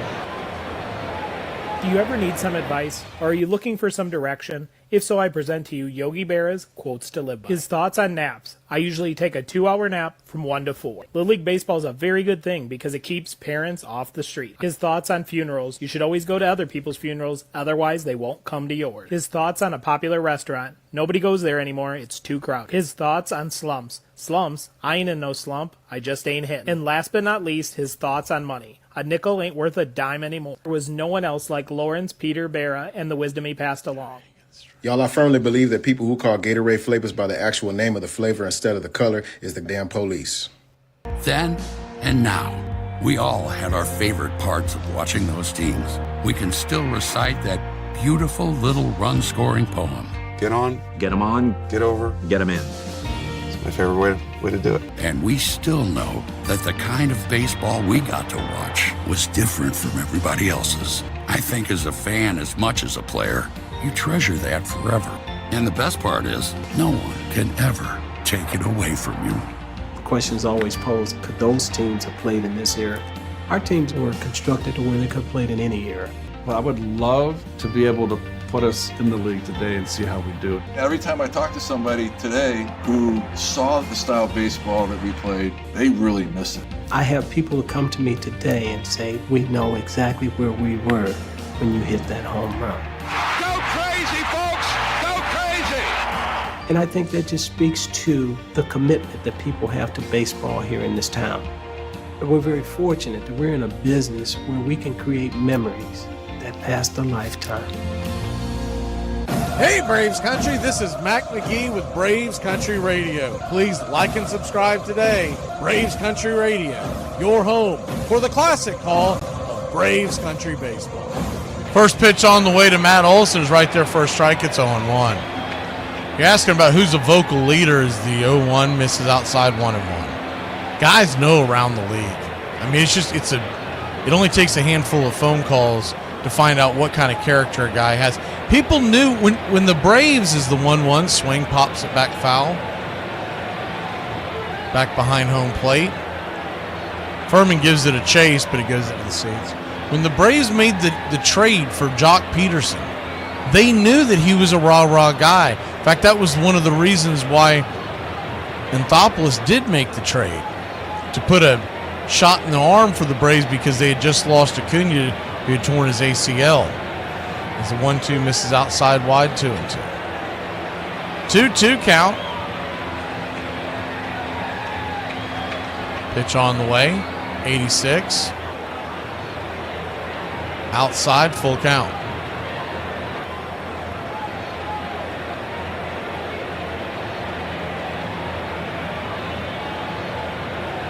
The 3-2, swing and a miss, strike 3. Got him on the outer edge, 1 down. Ah, gotcha. I never heard the Pasquatch. I'd always heard Vinny P. That's a popular nickname for him on the different baseball sites.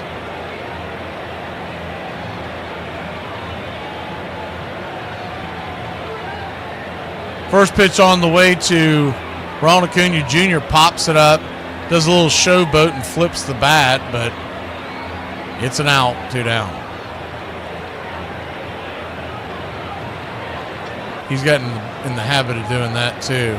But that comes down to the leadership in the locker room. If you're in the locker room where you got veteran leadership and Acuna's doing stuff like that, there's going to be a couple of guys who are going to go, dude, what are you doing, man? You're showing off that you got an out? Come on, get it together. But you don't have that in the locker room. Instead, I guarantee what you have is eyes being rolled. And that's not really a way to get things done. Is the first pitch off the plate is right there for a ball.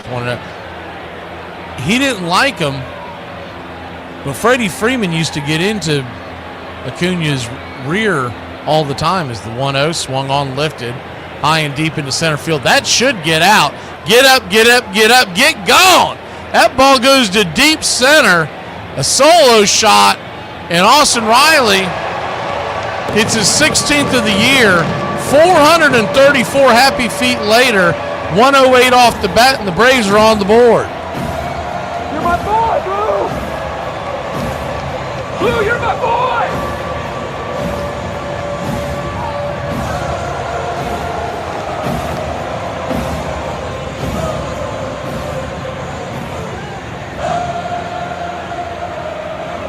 And he belted that one.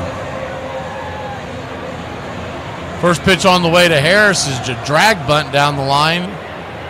0-1. So that Sasquatch thing only goes out there when Vinny Pasquantino gets a base hit? Are they paying that guy?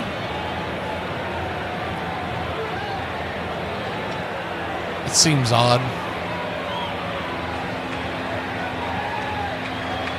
Righty-lefty matchup. What does he do when he goes on the IL? Because he's been on the IL a lot. The 0-1 swung on. That ball sizzled over towards the shortstop area, but they were playing Harris on the shift, and that's going to be a base hit.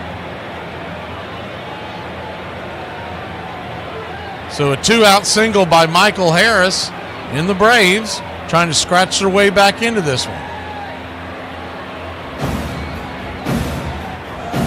What they know about that? God bless you, Mike. Keep your game tight. Never know. You know what I'm saying? I got a little razzle-dazzle.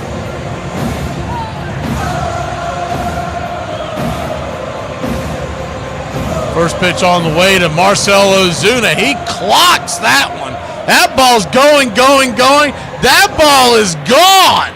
A 2-run shot in the big zoo, the big bear. Hammers it home, and it's 4-3.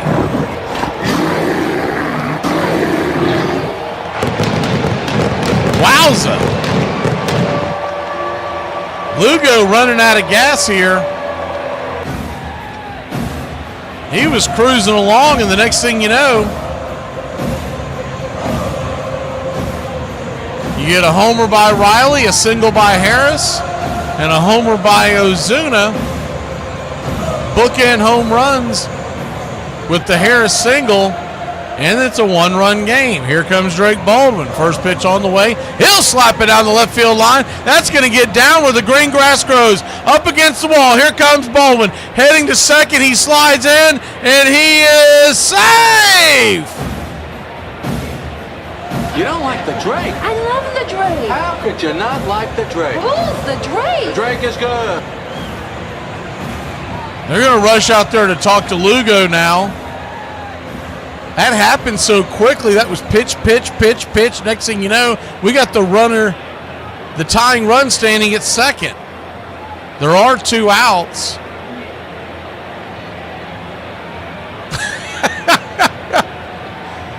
Iron Lung wants to pat Snit on the back for these runs scored. I really feel like your defensive snicker is it's all tongue in cheek. 1 on, 2 outs.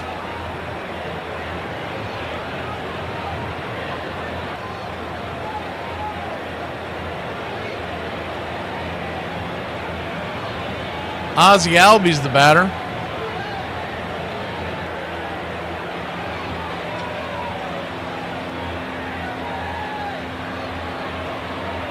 First pitch on the way, swung on, dribbles it towards first, but it'll go foul. It's 0-1. Is it too early to pinch hit for Ozzie here in the 6th? Braves trail by 1.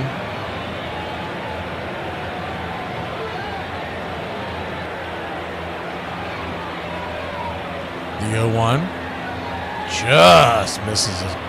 Outside 1-1. 1-1 count.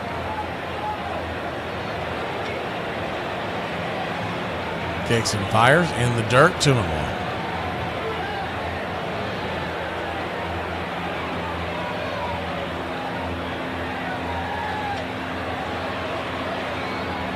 The 2-1.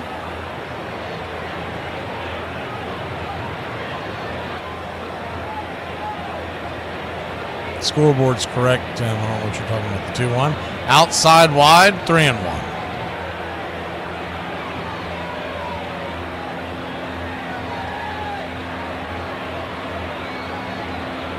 Righty-lefty matchup, the 3-1.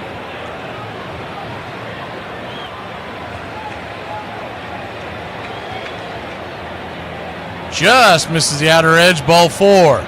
So a good patient at bat there by Ozzie. He'll head on down to first.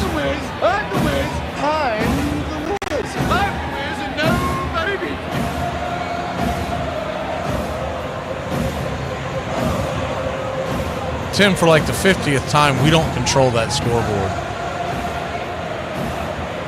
Obviously. Nick Allen, the batter, he'll finally try to drop a bunt down. He'll roll it down the line. Will it stay fair? God, just went foul. And I mean just went foul. That's a blue in the face topic right there. We've been doing this for 5 years. We don't control the damn scoreboard. Try to keep up. That ball just rolled foul, I mean inches. If it could have just lost the roll, it was going to stay fair. It was on the grass for the majority of the roll and then just kicked foul. When it came off the grass, it hit the lip and rolled. But he finally tried to drop a bunt. I don't know why he doesn't do that more often. The guy has 0 home runs this year, and he's played every day. The 0-1, outside wide, 1-1. 1-1 count.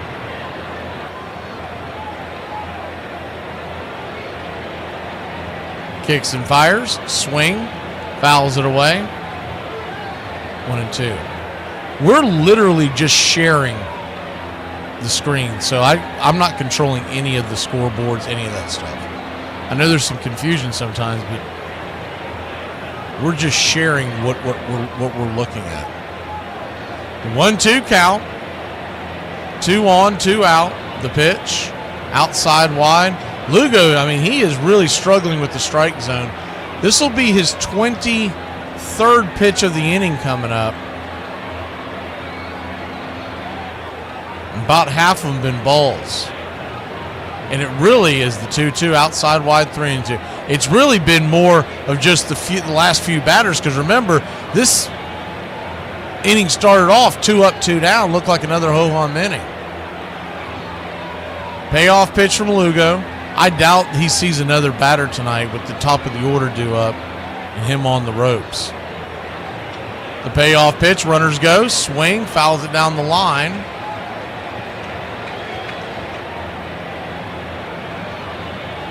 Well out of play. You got to figure, come hell or high water, this is his last batter. With Profar standing on deck. The payoff, high and out of the zone, ball 4. So Allen works his way aboard. Hitting, not about muscle. Simple physics. And that's it. Velocity V in relation to the trajectory T, in which G, gravity, of course, remains a constant.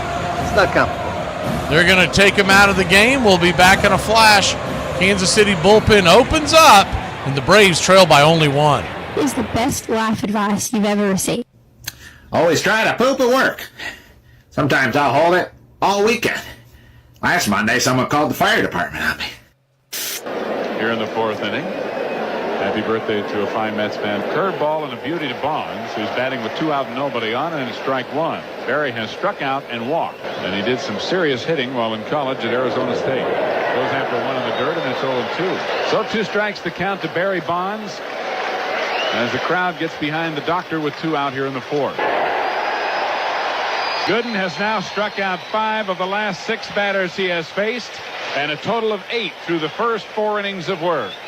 Fellas, am I the only guy who has a wife who's semi-clingy, wants her space, but wants me in her space while she has her space? Ford's teammate Mickey Mantle would win his 3rd and final MVP in 1962. And as Mantle gutted his way through another 7 seasons after the epic chase of 61, his transformation from Yankee hero to baseball icon continued.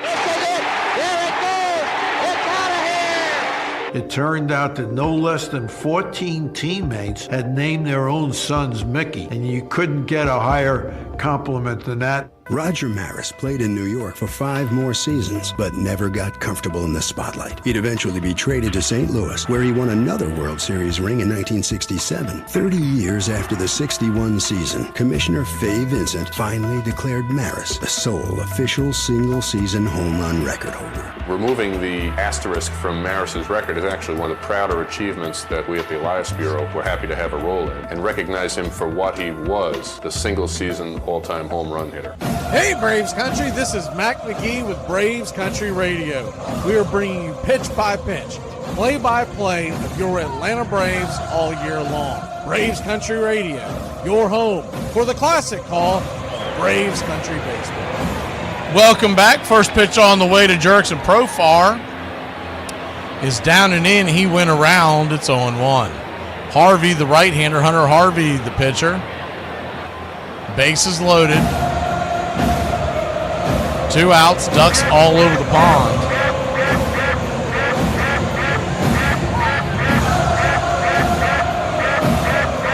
The 0-1, swung on, just chops it foul down the first base line. It's 0-2. Braves have come all the way back. They trailed 4-0. They've scored 3 here with 2 outs here in the 6th. That'll end it for Lugo, who got the first 2 outs and then just hit a brick wall here in this inning. The 0-2, swing, pops it up, back foul out of play. If Profar can keep the line going, Matt Olson stands on deck.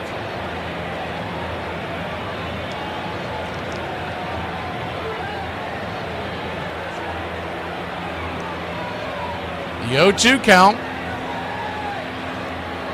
Brings it in the dirt, 1-2.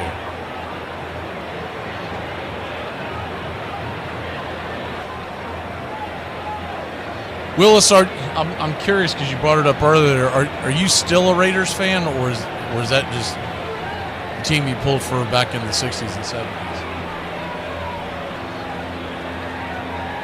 The 1-2 count.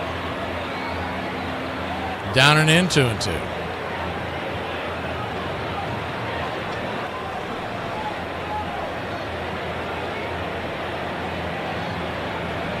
The 2-2.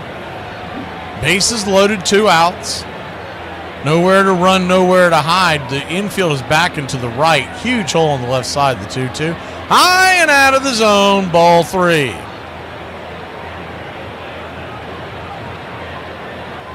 So a full count, a walk would tie it right now. Anything more would take us the lead. The payoff pitch, Swing! That ball's lifted into center, and it's going to die in the glove of Isbell, and that'll end the inning. But not for your Atlanta Braves. Put 3 on the board. Austin Riley goes yard, and the rest of the kids follow. We'll be back in a flash. Hey, now those chicken strips.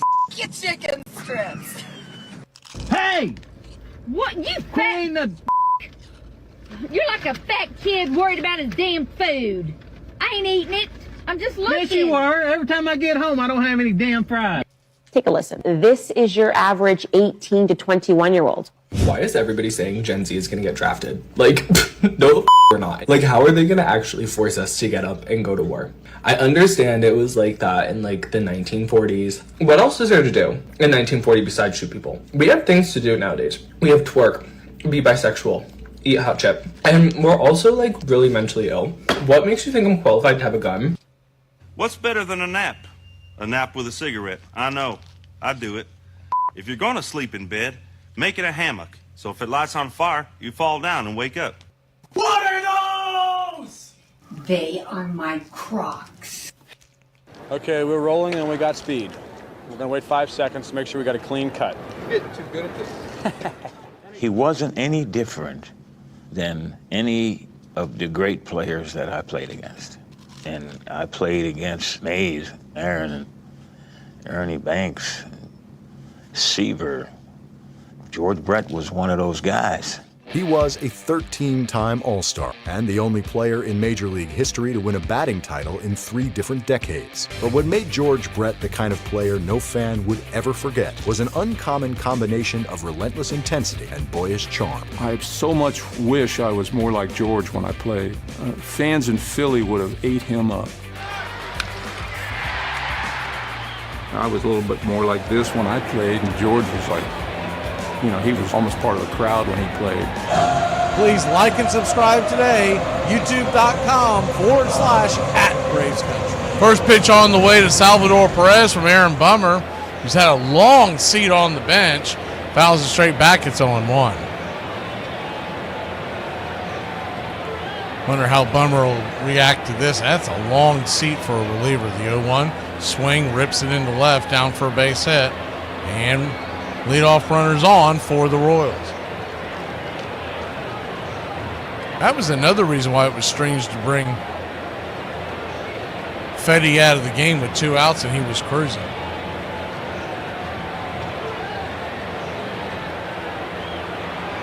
Bummer has not been, most of our relievers have not been sharp on an up down.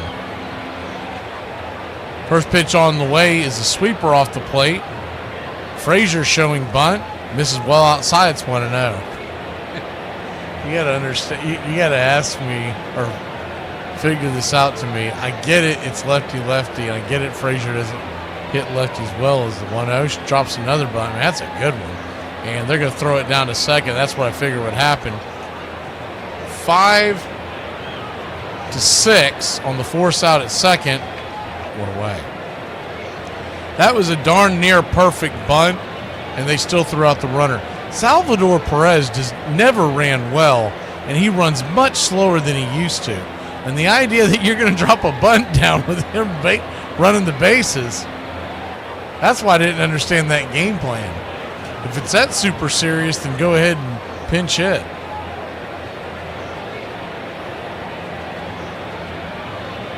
He deadened that ball on that bunt. So once again, 1 on, 1 out. First pitch on the way to Furman's down and in. It's 1-0. See if Frazier might be taken off here to make up for the fact of the lead runner being gotten at second.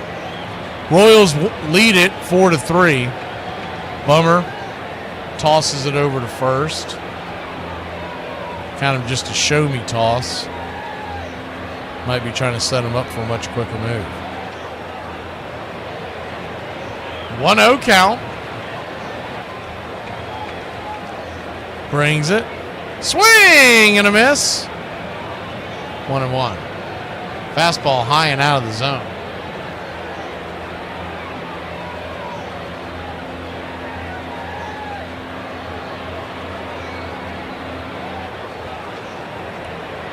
The 1-1. Down and in. 2-1.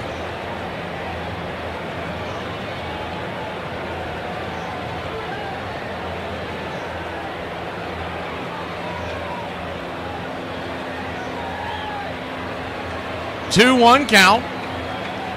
Brings it. Swing. Chops it down the line. Foul. It's 2-2.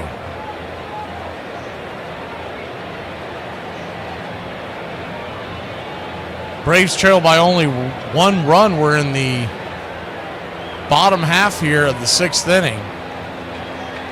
You got Furman at the plate, and then standing on deck is Rave. Now he's a left-handed bat. We'll see if they may pinch hit for him. Depends on what happens here with Furman.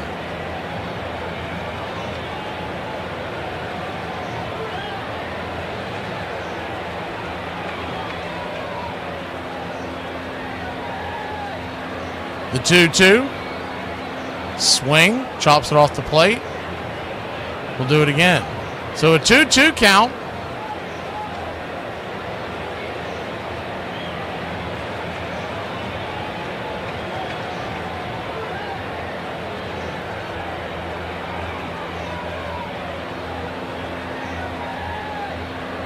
Kicks and fires. Outside wide. Full count.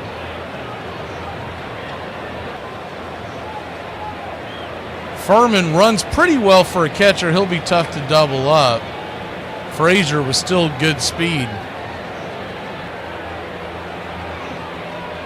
Will he be going? The payoff pitch. They're going to flip it over to first real quick. Bummer just really doesn't have much of a move over there.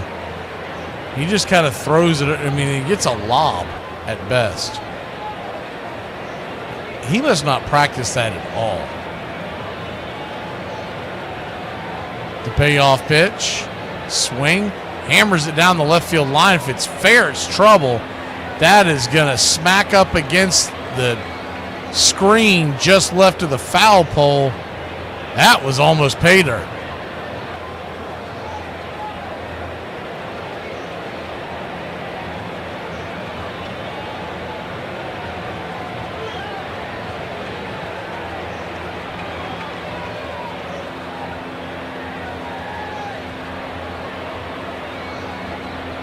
So a full count.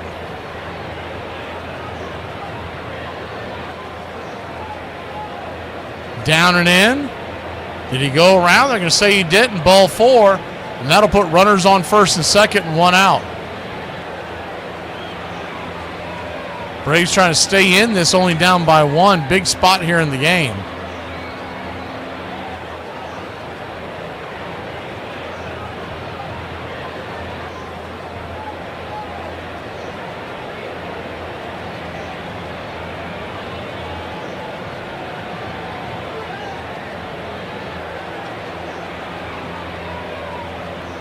And looks like Snicker's going to go get him.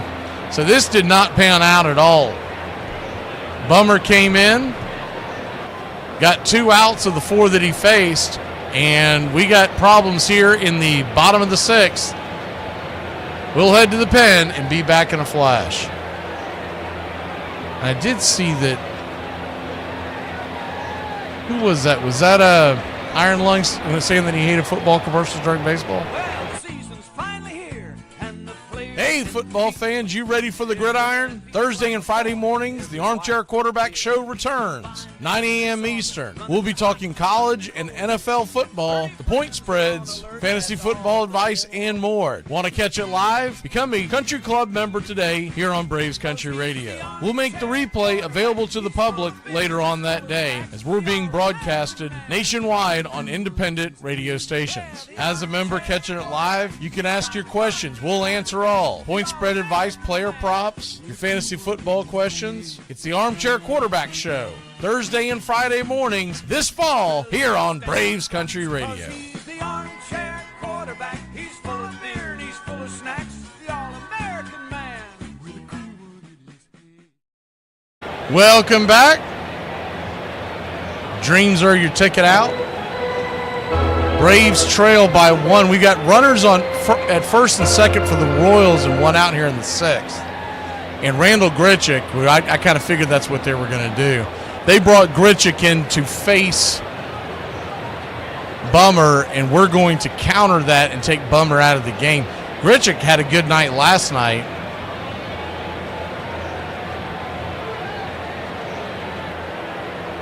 I can't wait to see that game on Saturday night, see what that looks like. Be interested to see what they do on this 3D, too, on the Speedway Classic, as they're calling it. Guess they're planning on doing this several times because they're calling it Speedway Classic 25, so obviously something they're going to do. Probably different venues around the country, get different teams involved. The Braves and Reds will be the first ones to shatter the record of game attendance on Saturday night. First pitch on the way, 88 right there at the knee, slider. It's 0-1. What the heck do they do if they get like a storm that knocks out the game for 2 days and they have to postpone it? Do they go back to Bristol? Is he 0-1, runs it? Runners both going, and they're going to fire it down to first. They call him safe. Riley thinks he got him. And we're going to see if we get a challenge here.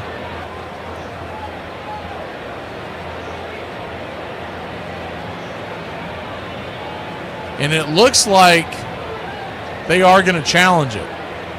They haven't shown a good spot. It looked like the play beat them. But I don't know if he's going to get that one. I think Riley was focusing on the left hand. Looked like the right hand got in.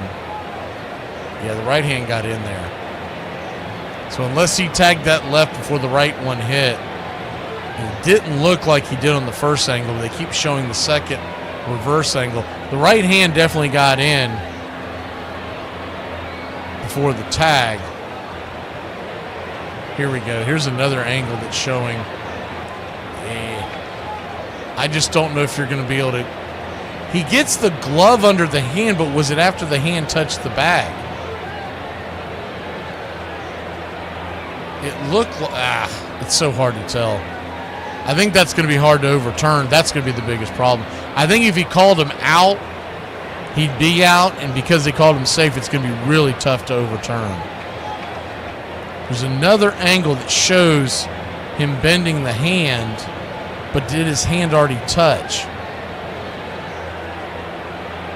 Because from the back angle, it looked like the hand had touched, came up a little bit, and then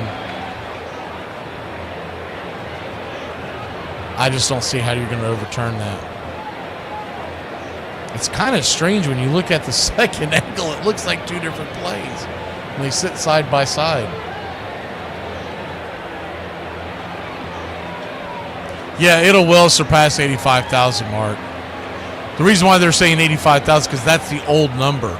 That was a game back in the, I think we talked about it last time, but that was a game back in 1954, Cleveland Indians, New York Yankees. They had 85,000 into a game. But that was the old number, so that's why they keep, I think it was 84,350, whatever the number was. So 85 would beat it. But they should be getting north of 100,000. They're going to call him safe, call stands. I don't hate the challenge there. I mean, that would have been a big out number too. But it's just looking at it, it did not look like that you were going to get it overturned. Not saying that he wasn't out. It just, to get that overturned, it was such a minute.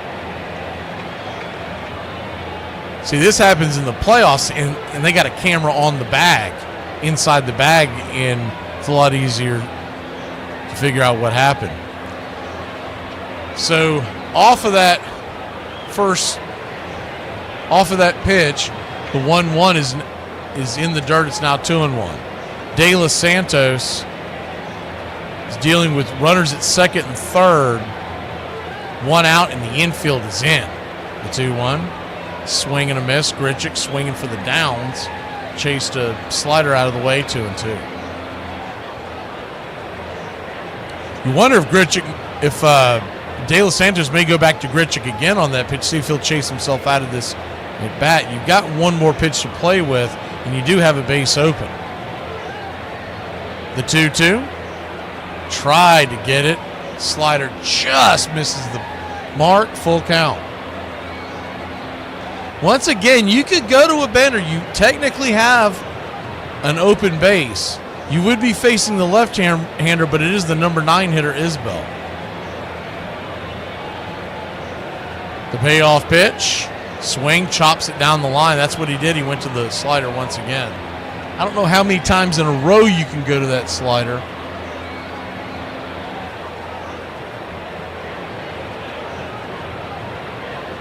That's the 5th in a row.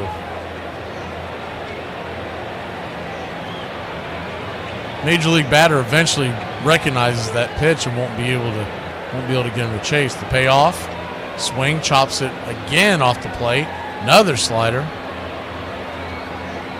If you're Grichuk and you're expecting that slider again, I mean, I'm staring at the outside part of that plate and looking to punch it. He keeps trying to lift it, but if he punches it over to the right side, Matt Olson is in on the grass and basically by his lonesome. Ozzy's right behind the shoulder of De Los Santos. The payoff, inside ball 4, so that'll load the bases. They finally went back to the fastball. He forgot how to throw it. He threw 6-7 sliders in a row, and that'll load the bases.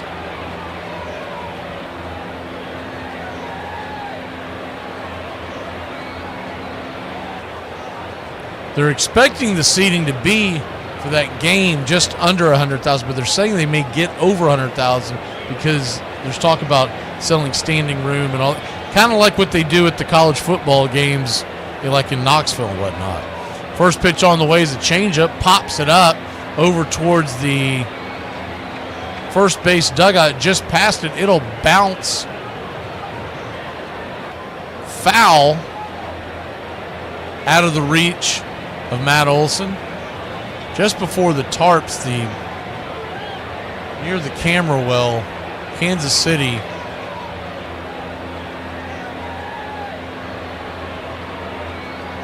has some extra padding behind it. That's where it bounced off of it. The 0-1 to Isbell. Swing, lifts it into left center field, and that gets down for a base hit. That ball's going to roll to the wall, and here comes the merry-go-round. All 3 runners will score, and it is now a 7-3 lead.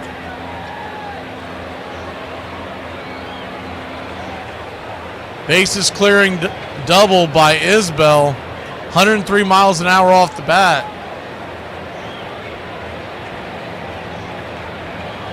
I really don't know if it's arm fatigue or what it is with De Los Santos, but he was much sharper earlier in the year. And it just seems like the last several times we've seen him out there, he's not as accurate with his pitches, and he is getting roasted. First pitch on the way to the leadoff batter for the Kansas City Royals is India. It's right down the pipe for a strike. It's 0-1. Righty-righty matchup. The 0-1. Outside high, 1-1. Iron Lung said he just got another gray hair. You might want to shave the whole dome this year and then just start back over next year. 1-1 count.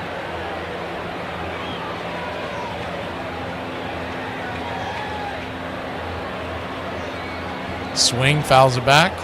1-2.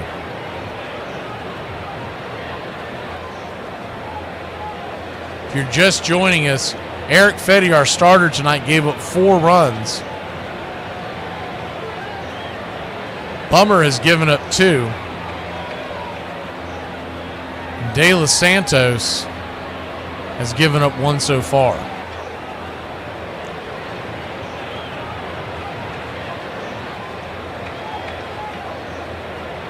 The 1-2 to India. Down and away, 2-2. 2-2 count.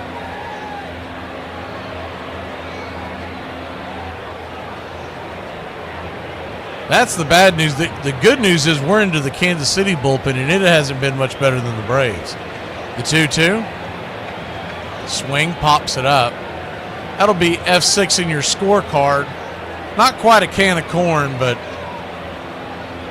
soft pop-up over to short, F6 in your scorecard. They said Carlos Correa left the game tonight in Minnesota, but I believe that is an illness related. That's not injury related. Bobby Witt Jr. stands at the plate, 1 for 3, an RBI single. First pitch on the way is off the plate wide. It's 1-0.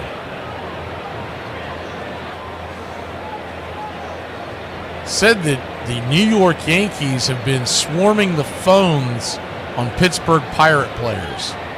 Keller, the main interest, looking for a starter. It sounds like that the 1-0 outside wide, 2-0. It sounds like that the Pirates are asking for the moon and stars. If that's the case, they won't be able to move Keller. He's done a very good job, but he also had a terrible year last year, so you wonder what you're really getting.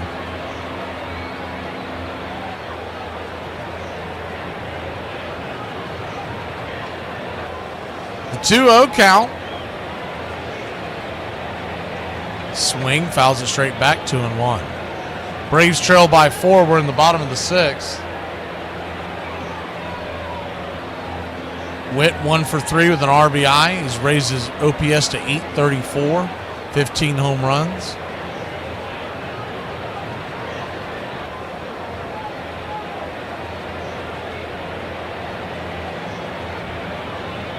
The 2-1, inside, 3-1.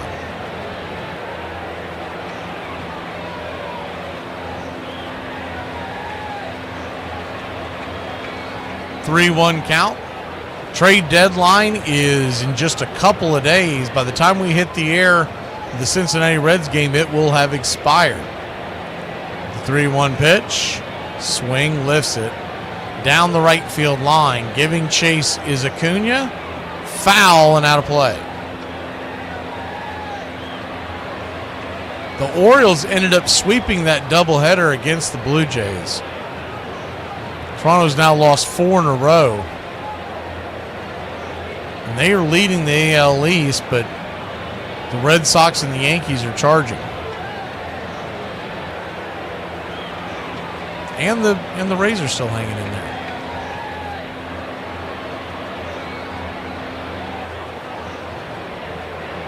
This is a stat for you. The entire Atlanta Braves lineup has reached safely in back-to-back games. The payoff pitch, swung on, chops it up the middle. Diving attempt by Allen, just past his glove, and it's going to be another run. It's 8-3. RBI single. The hard chopper up the middle. They have Allen played so far to the left. He has a mile to go to get next to the bag. That ball was... Once again, if you're playing a traditional infield defense, he's got it. He's got it with ease. But they've got Riley playing the line. They've got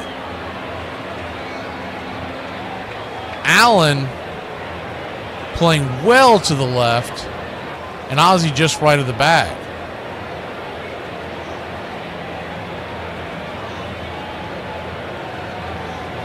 Vinny P comes to the plate. First pitch was a ball. It's 1-0. The 1-0. Bobby Witt takes off. He is shot out of a cannon, and he'll be safe. Head first slide. Not a bad throw by Baldwin. About the best pitch you can ask for. It was right down the pipe. Vinny P taking all the way. But Bobby Witt has got some wheels. 1-1 count. Swing, lifts it. Vinny P. That ball's going to go off the wall. It's going to bounce over the wall, and y'all Sasquatch is going to make another appearance. It's a 9-3 Ball game. RBI double. The Braves trail by 6. That's exactly what the score was last night before the Royals started making their comeback.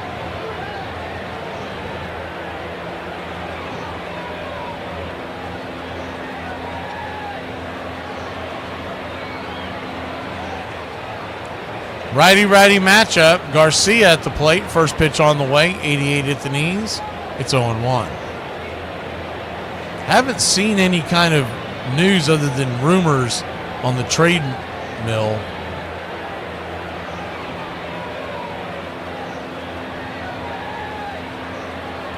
I think it'll really start to heat up tomorrow night, and then when you wake up on Thursday all the way to the deadline, I don't know if you'll see a lot of big names move, but there's going to be a lot of movement. Eli White is coming out to play defense for Acuna. I don't think he's injured. Maybe they're doing it because of the score. I don't know what that's about. The trainer hasn't gone out there.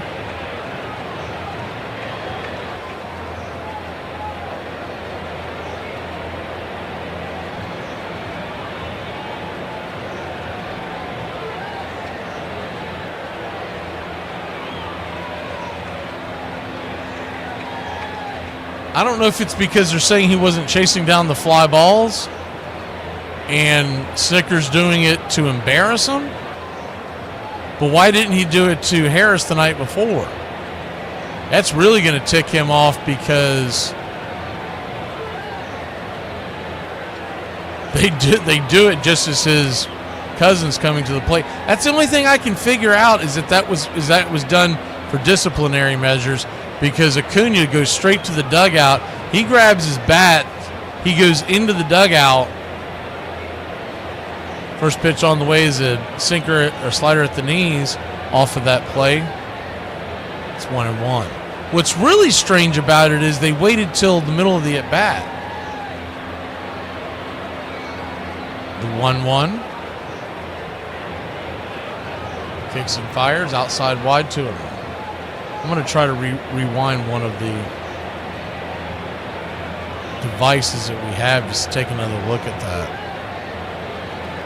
But there might be an overhead view that I don't see. But, once again, if you're going to do that, why didn't you do it to Harris before? As the 2-1 pitch swung on, banged over to third. It'll be a 5-3 putout, and that'll end the inning. We'll be back in a flash. I'm going to try to make sense of this. If y'all figure it out, throw it in the chat. Braves trail 9-3. Honestly, now that TikTok's gone, bro, I think I want to better my life. Like, I want to start going to the gym. I want to start reading books. I want to start exploring outside, touching grass, playing sports. Like, I really want to make a better version of myself, you know? It's back up again. Oh, well, I tried. Holy cow, a price! Oh, that's just gorgeous there. To buy a matching pantyhose? You're really sick. This is a bag to carry things in. What's wrong with that? If you don't know, buddy, I'll spell it out. You F-A-G fruit. There you go again. Just because something looks a little bit different to you, you have to put a label on it, right? Well, if the place fits. He had a good World Series. He did. One of the big things I remember with George about the World Series was Dickie Knowles knocking him down.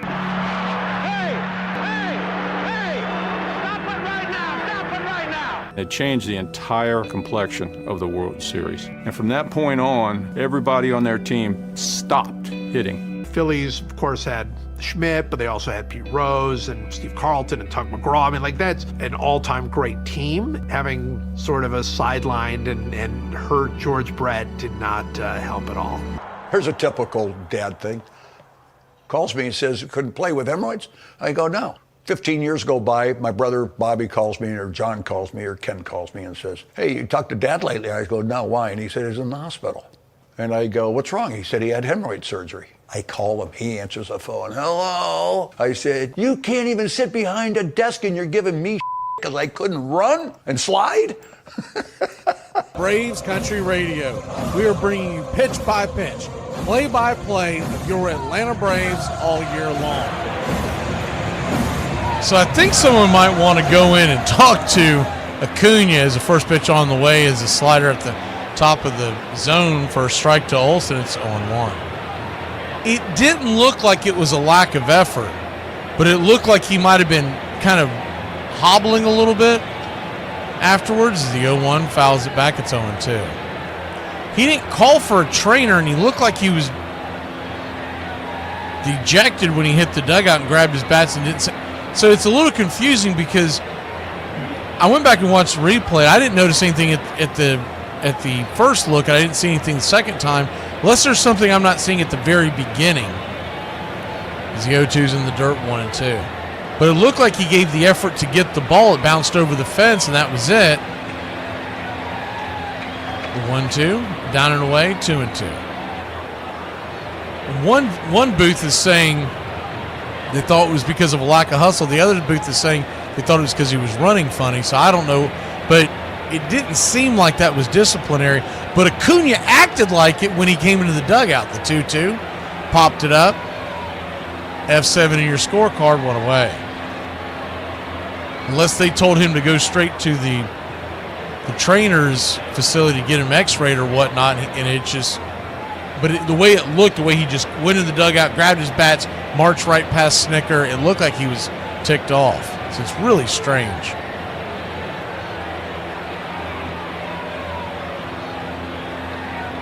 But if it was disciplinary, that's going to open up a whole can of worms.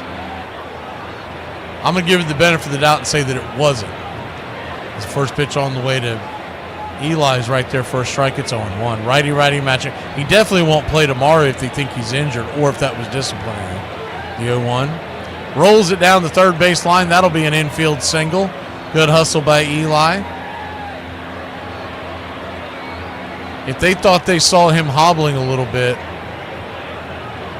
then they might have taken him out just to be on the safe side. But I'm telling you, the way you saw him walk in the dugout, grab his bats, and just march right by Snicker, it was a weird vibe.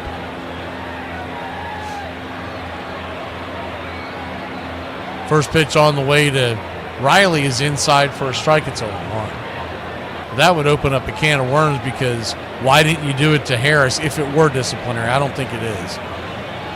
And then remember, beginning of the year, when the whole thing went with Verdugo and what Acuna tweeted out, the 0-1, swing, bangs it down the line, it's 0-2. They're not continuing to show it, so I'm thinking it was much to do about nothing, but originally one of them had spouted off like he said hadn't went out the last couple of balls. They were insinuating like he was lollygagging. The 0-2, swing and a miss, strikeout, 2 down. And all I can say to that is, past few nights when Harris has been he has looked like he's been lollygagging quite a bit recently, it's always been Acuna backing him up and getting the ball. And so I don't think it's a lack of effort. I was just reading off of what they were saying.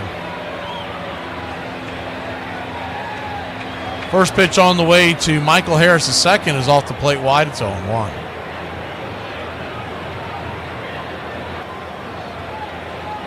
Oh, 1-0, excuse me. The 1-0.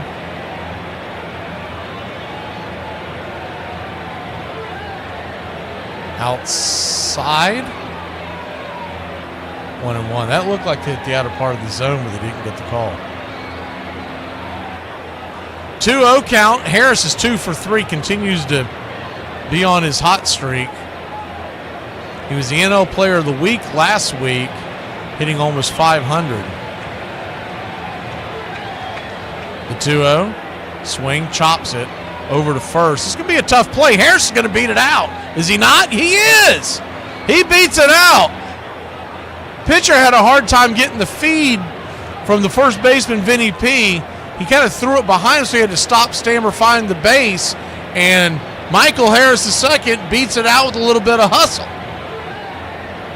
And the Braves, who trail by 6, have runners on. Oh, yeah, it's tie goes to the runner. That's what I say. Oh, yeah, he beat it. He beat it by, we'll call it 1/10 of a step.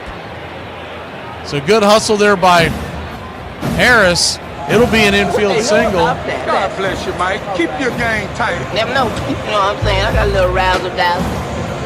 And Ozuna, one swing could cut this lead in half. First pitch on the way.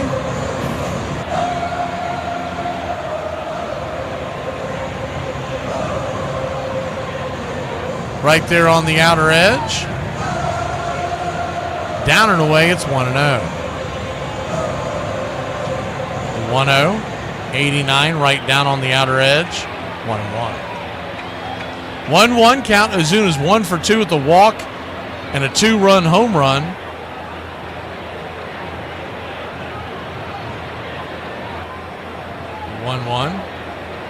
Right there at the knees. 1-2.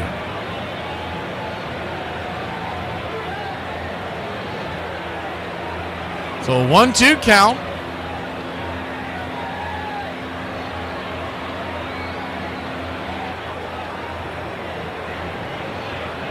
The pitch on the way. Down and in. Good take. That was a nasty changeup. Down and in right next to his knees. It's 2-2. Deuce is wild here in the top of the 7th inning. Stretch is on the way. The 2-2. High and out of the zone. Full count. I don't know if we put it.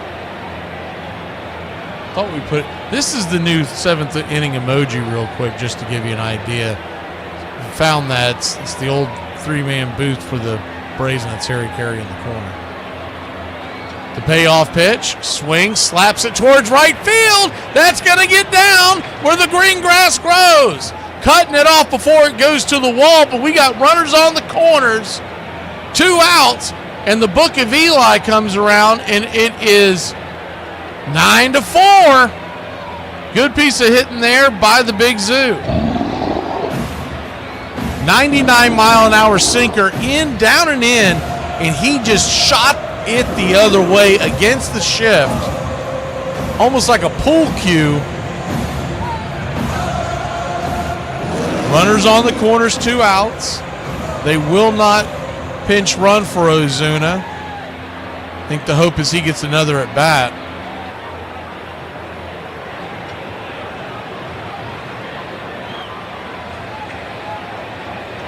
They're going to go out there and talk to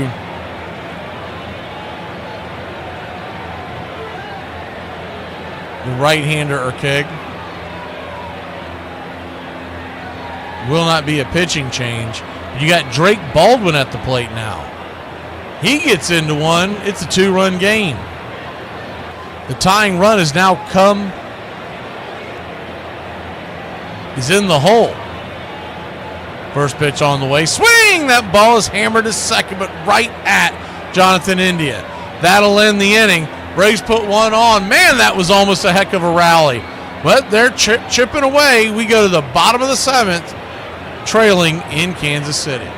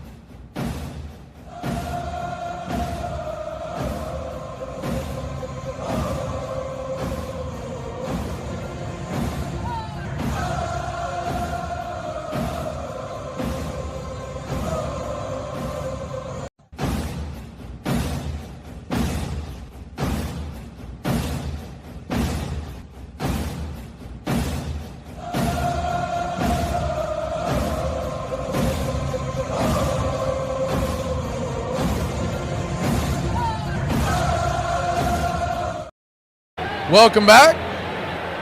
First pitch on the way is a swing and a miss at the slider. It's 0-1. Hoping y'all like that new emoji.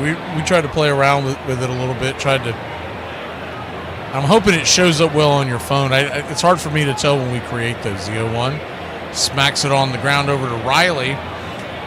Perez will be down on a 5-3 put out. One away.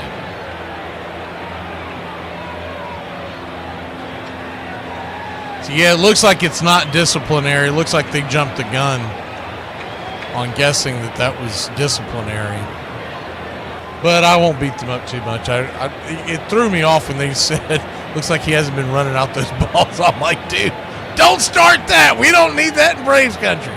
First pitch on the way is a slider at the knees. It's 0-1.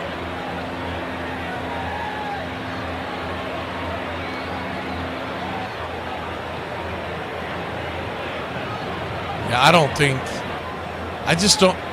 you don't see that defensively out of Ronald Acuna Jr. The 0-1, right there, down and away.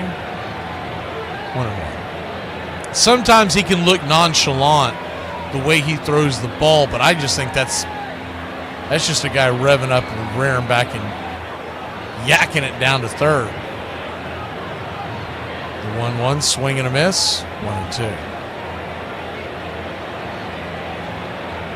The one by Harris last night, that one, and by the way, nobody brought it up in the postgame. I watched entire postgame, read all the notes, nobody asked him that question. The 1-2, swing, pops it up, dying towards center field. That's going to get down for a base hit. That was in no man's land. Profar, Allen, and Harris gave chase. Profar's got it. He'll flip it into the infield, and it's a one-out single for the Royals.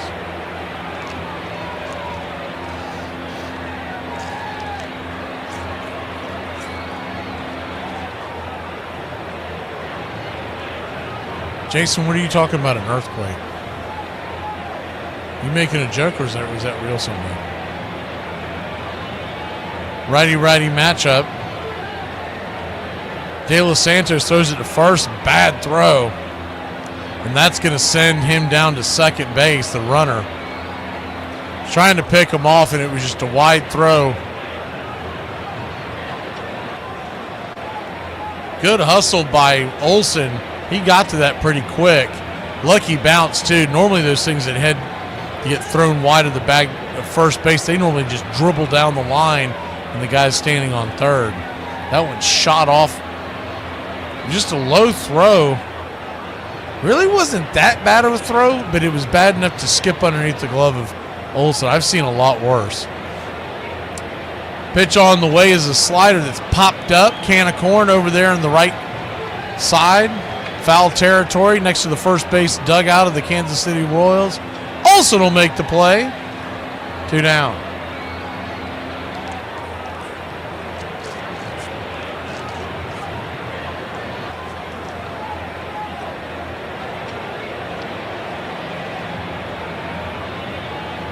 Earthquake by Russia. Tsunami warning.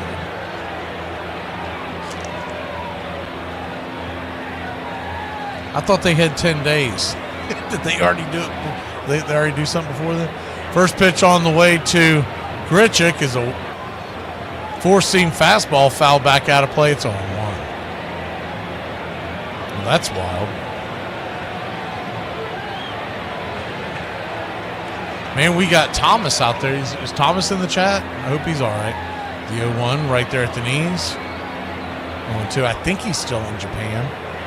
One of our Braves country guys.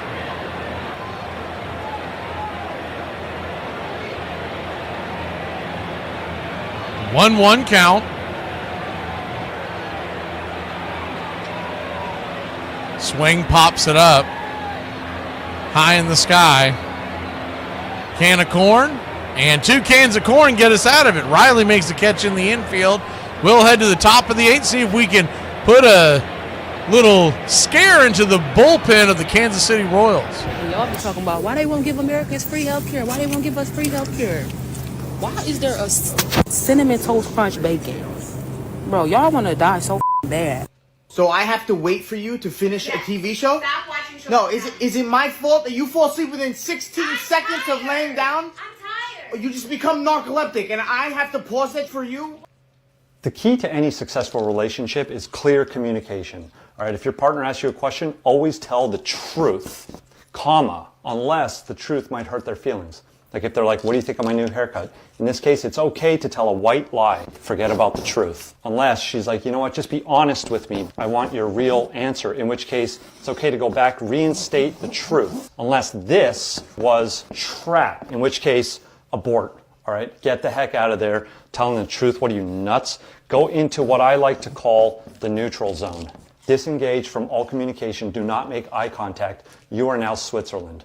Unless she views neutrality as not caring, in which case, guess what? Get the heck out of the neutral zone. You now have two options. One, phone a friend. Two, ask for the question to be presented in multiple choice.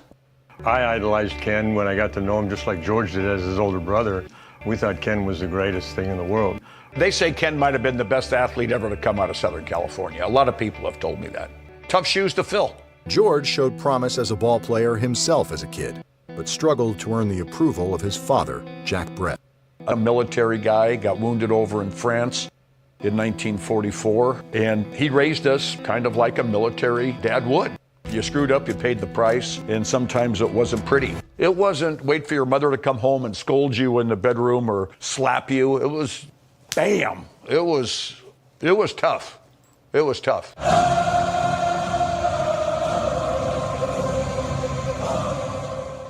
Oh, that's not good. Ronald Acuna Jr. was taken out of tonight's game with Achilles tightness. First pitch on the way is a sinker inside. It's 0-1. We got to bubble wrap this team to spring training. The 0-1. Inside 0-2. Hopefully that's okay. The 0-2 count. Swing, chops it down the third base line. That's going to get down safe. Gets her down where the green grass grows. And Ozzie Albies cruises around first. He's heading to second. And your Atlanta Braves, well, they still got a little fight in them, don't they? I'm the Wiz. I'm the Wiz. I'm the Wiz. I'm the Wiz, and nobody beats me.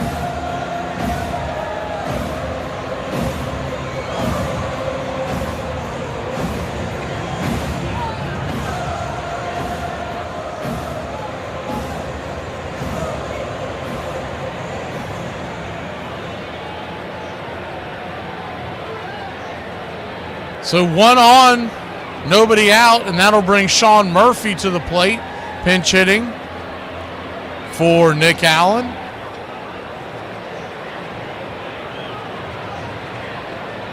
Thank you for the contribution, Uncle Charlie. As the 0-1 swung on, foul back, it's 0-2. Go ahead and take that off the screen.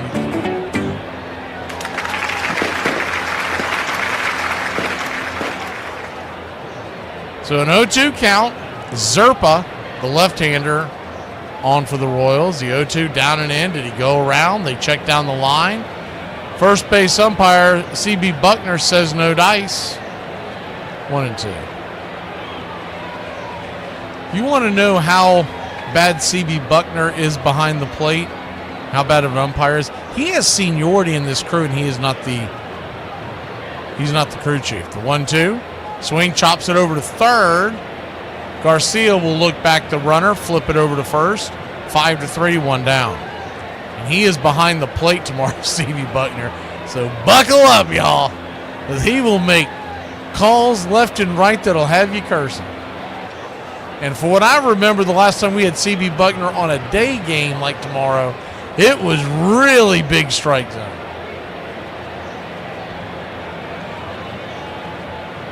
Jurickson Profar, the batter. First pitch, swing, fouls it straight back. It's 0-1.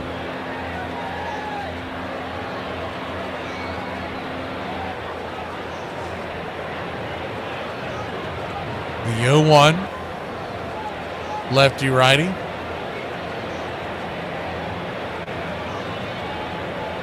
By the way, Brewers lead the Cubs 9-3. They're in the 7th. There's a good one in the dirt, 1-1 count.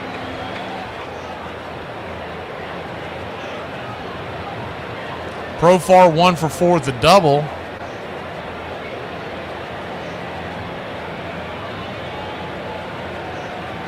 Pitch 96, good pitch. Zips it right in there, 1-2.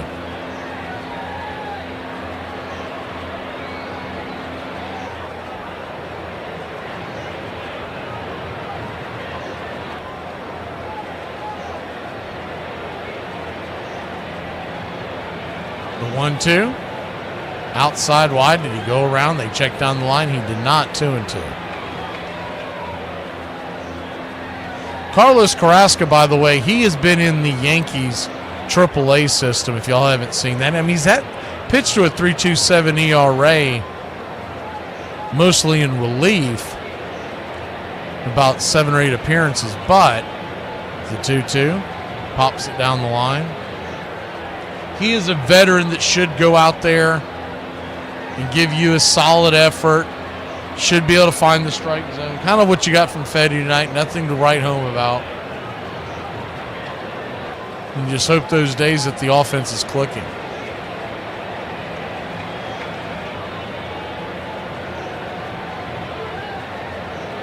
This team is snake bit for sure. Time is called. Looks like it's gonna be an automatic ball. It is. So a full count now. Pitch timer violation. Runner at second, 1 out. Pitch inside, ball 4, so he'll head on down to first. Profar, pro good. Well, the jerks still are called. They're running out of you. It's smart. It's a smart line, and a smart crowd will appreciate it. And I'm not going to dumb it down for some bonehead mass audience.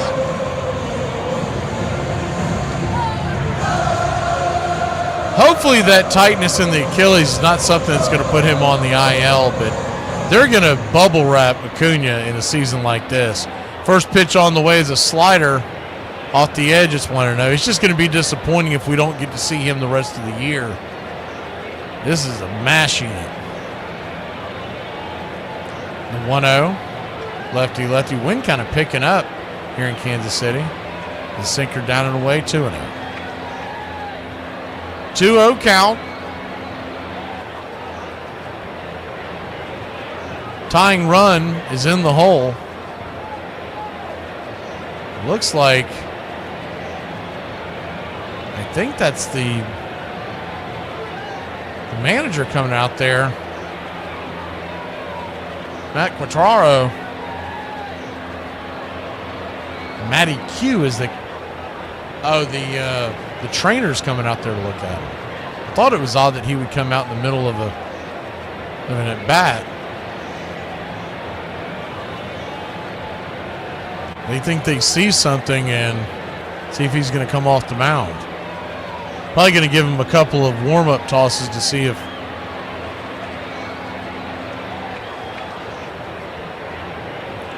he's flipped one up there, and he says he's okay.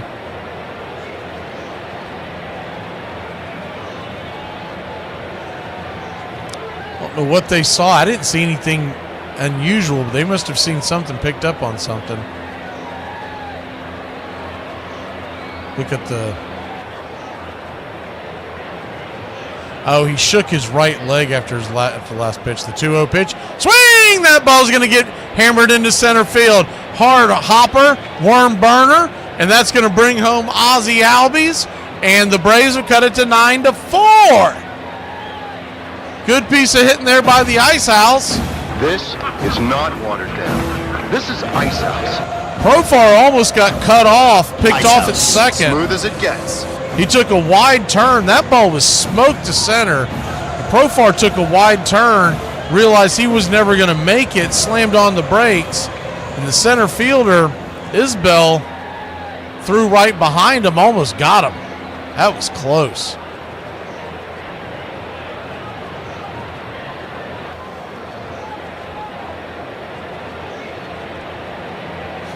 So runners at first and second, one out. Looks like we're going to get another pitching change. We'll be back in a flash here in Kansas City.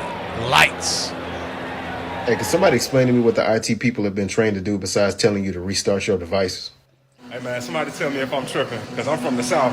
I don't care where we go, you know, whether we're going to the register, we're going to get some services done and whatnot, but when we walk into a building, right, morning time, I don't care. We say good morning, good afternoon, good evening, right? And if you don't respond back, you get looked at sideways, right? That must be a Southern thing. I don't know. But we speak around here. We greet and introduce ourselves. We ask how you doing, good morning, how you feeling? Like, come on, y'all. Have you been drinking? No, sir. Say the ABCs backwards. The ABC's backwards.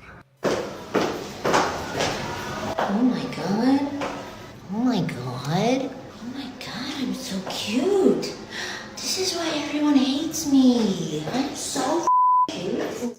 Maris never lived to see anyone seriously challenge his record, but in 1998, Mark McGwire and Sammy Sosa waged a dramatic battle all season in pursuit of 61. And with members of the Maris family in attendance, it all culminated on September 8th at Busch Stadium.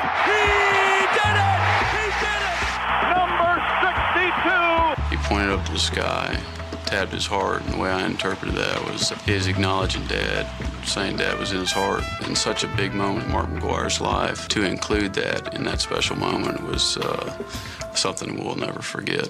In 2001, the home run record would be broken once again by Barry Bonds. Over the past decade, both McGwire and Bonds' used performance-enhancing drugs have led many to still view Maris's record as the true all-time mark, nearly half a century after it was set. Even in the shadow of baseball's modern-day power surge, the amazing season of 61 still resonates, a year when home runs soared out of...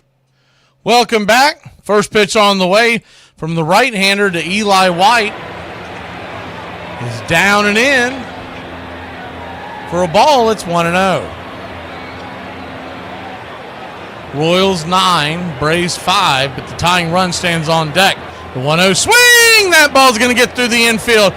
Another worm burner. Here comes Profar all the way around, and he will score! And your Atlanta Braves have scored another run. Book of Eli coming through. How about that? Cursed be the ground for our sake. Both thorns and thistles it shall bring forth for us.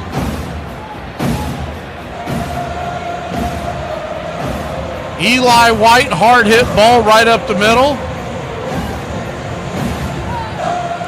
I hate that Acuna had to leave the game, but I really do like the Book of Eli's soundbite. First pitch on the way to Riley is right there on the outer edge. It's 0-1. Righty-righty matchup. The 0-1 swing. That ball's laced down the line, but it'll go foul. 0-2. Tying run. Now standing at the plate in the form of Austin Riley. Looks like he might have broke his bat.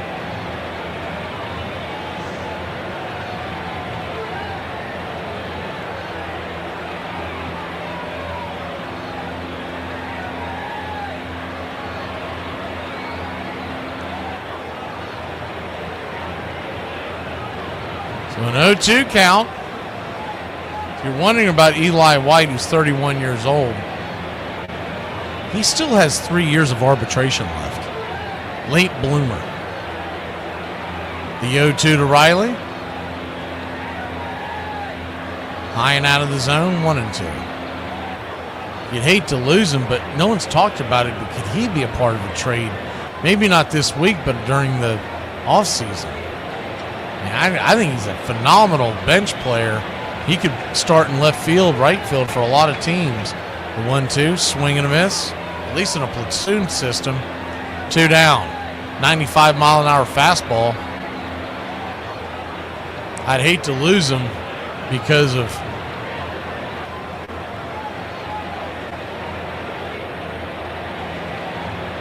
you always need depth, but you could see him being a part of something either in the offseason or here at the trade deadline. Michael Harris the second. First pitch, 90 inside. 1-0.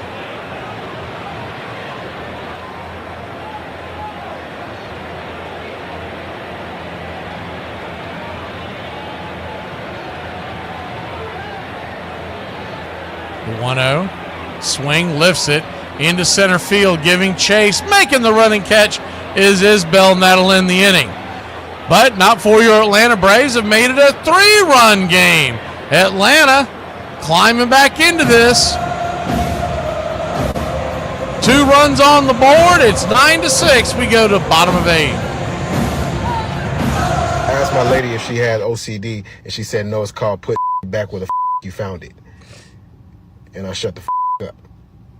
Oh, y'all trying to put Uncle and them under the ground, ain't y'all? This don't make no sense, bro. It's get a half pint for $1.99 and 3 for $5. Hey, one of these prove you're an alky. But 3 of them, you a wife beater. I ever noticed that everybody that be drinking these got a felony? Yeah, if you buy a 3 for $5, you got on black forces that been through some stuff and a gas station hat. Everybody drink gin like a person that got kicked out the house, but say gin will make you sin. How you gonna sin after your 3rd bottle? You might die. Gin will have you talking to somebody like this. Linebacker of the year, all state, all American, all diesel, no brakes.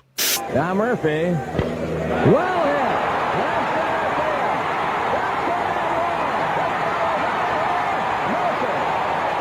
Today, we go over the career of Wade Boggs. His 5 batting titles are the most by a third baseman. Only 4 other players in history have had more batting titles. His .369 batting average at Fenway Park is the best in history. I don't think I need to remind you Ted Williams also called Fenway Park home. He's the only player in history to have 4 consecutive seasons with at least 200 hits and 100 walks. He's the only player in baseball history to have 150 singles, 50 extra base hits, and 100 walks in a season. And what makes it all that more impressive is he did it twice. He led the American League in OPS in 1988, despite only hitting 5 home runs that year. From 1982 to 1988, he hit under .349 just once. That particular year was 1984 when he hit .325. In 1985, he played in 161 games and reached base in 155 of them. During his first 7 full seasons, he averaged a .352 average, 211 hits, 103 walks, 43 doubles, and 110 runs. With those kind of numbers, he could have gone toe-to-toe with some of the best hitters in baseball history. Where does Wade Boggs rank on your list of best hitters?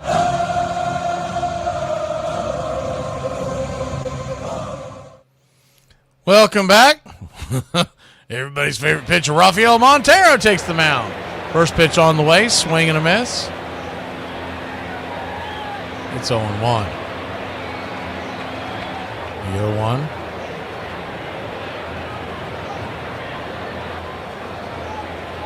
Pops it up. Try to bunt attempt. We'll go to the backstop. Out of play, 0-2. 0-2 count.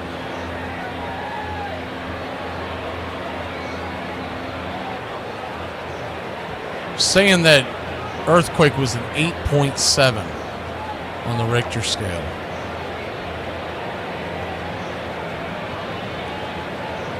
The 0-2 magnitude, 8.7 magnitude. The 0-2 high and out of the zone, 1-2. Well, 1-2 count.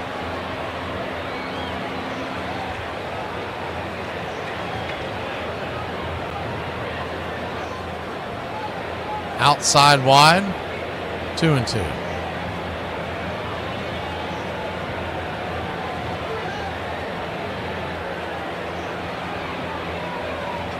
The 2-2.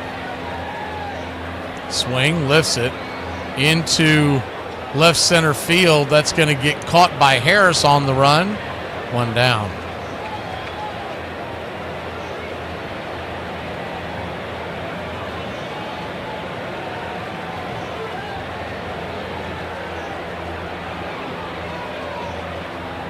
The guy that beat the woman in Cincinnati's been freed, by the way, on $400 bail. I mean, really? Does look like he's going to face more charges on federal crimes. First pitch on the way is a splitter off the plate. It's 1-0. MJ Melendez, the batter, the 1-0. Swing, pops it up. Chasing it in is Harris. He'll almost make the sliding catch. It just misses his glove. and that'll be a 1-out double for Melendez. Harris had a long way to go and a short time to get there. I thought he was going to make that catch, but he just missed it. I think it went off the very tip of his... He was sliding feet first trying to make the catch, and it bounced off the very tip of his glove.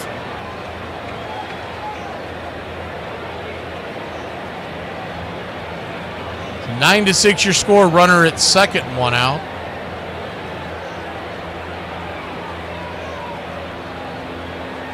First pitch on the way is a splitter right there at the knees. Didn't get the call to Bobby Witt Jr. It's 1-0.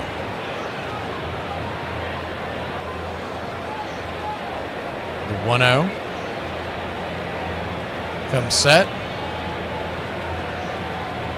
Brings it. Inside 2-0. 2-0 count.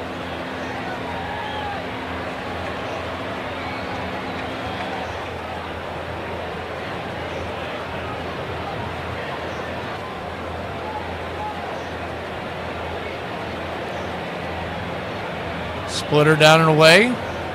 3-0. Sir Anthony Dominguez was traded between the doubleheader of the Blue Jays and Orioles game today. He had to walk by his old teammates to get to the Blue Jays bullpen. The 3-0 down and away, ball 4. So to clean that up, Dominguez, an Oriole, during an Oriole-Blue Jay doubleheader, was traded to the Blue Jays in the middle of the doubleheader. You don't see that often, especially considering the fact that they're division rivals. I kind of figured the Orioles are going to be on a complete sell. First pitch on the way to Vinny P is a splitter in the dirt. It's 1-0.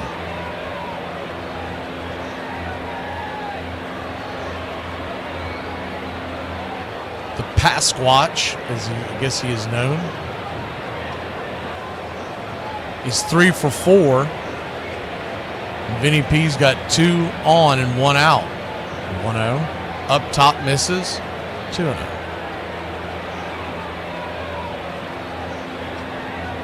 Two-0 count.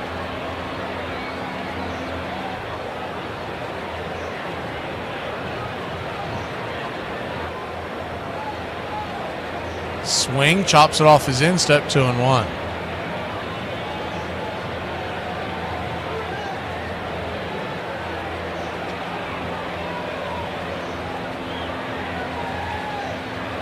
Braves 6, Royals 9, bottom 8. You'd really like to see Montero clean this inning up. I mean, they're trying to trade the guy, for goodness sake. The 2-1 banged towards the tarps down the left field line, or right field line, I should say. It's 2-2. The deuce is wild here. 2 on, a 2-2 count.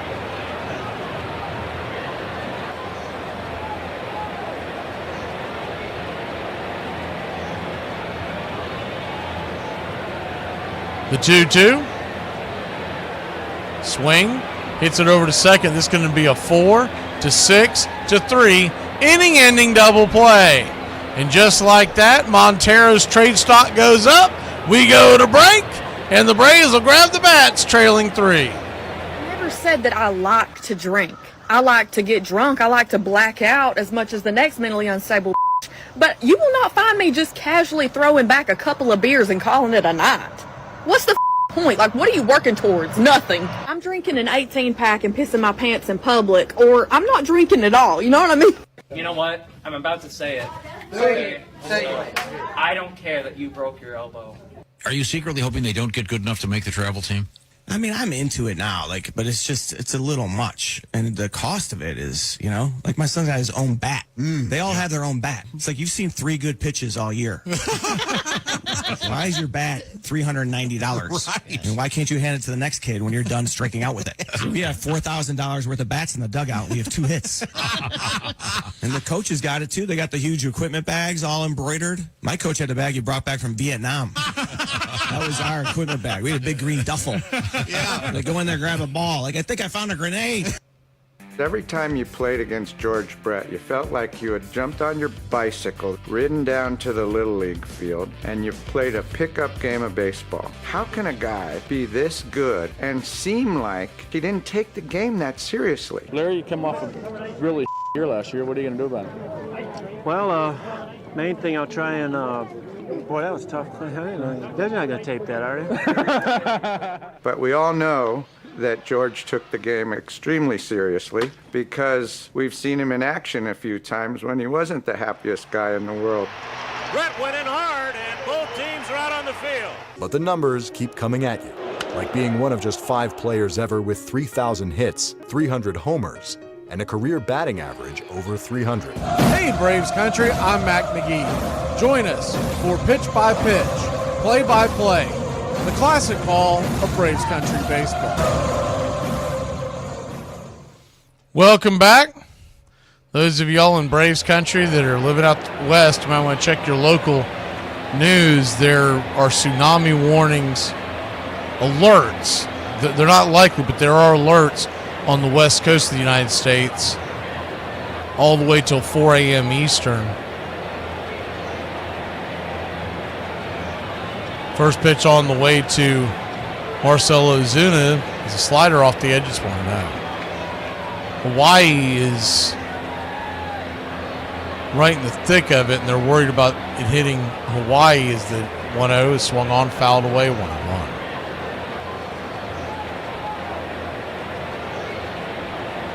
One count. Once again, trust your local weather. I'm just seeing alerts on Twitter. That's all I'm going off of. Is the 1-1 fouled off? 1-2.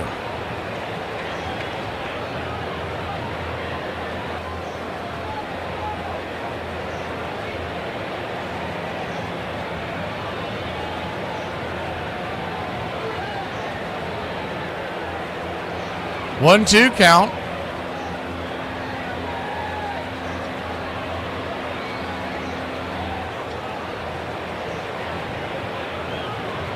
Righty-righty matchup. The pitch swung on, chop foul. Trying to see where this is at that they're talking about. Oh, that's in Hawaii. They're saying that there's a traffic jam. I don't know where they're trying to drive to, but they said there's a traffic jam in Hawaii where the traffic is not moving in these cities. As the 1-2 fouls it away. And you're kind of stuck where you are. You got to kind of figure out where you're going to be, but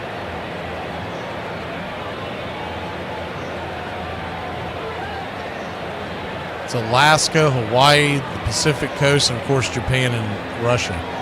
The 1-2. Swing, chops it over towards third. Should be an easy play for Garcia. 5-3 it is, 1 away. Braves trail by 3, but that's the least of everybody's worries right now on the West Coast and going towards Japan and Russia.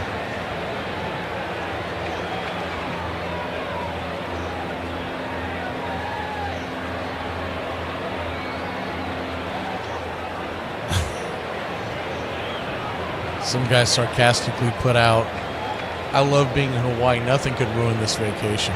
This is right after the tsunami warning was put out.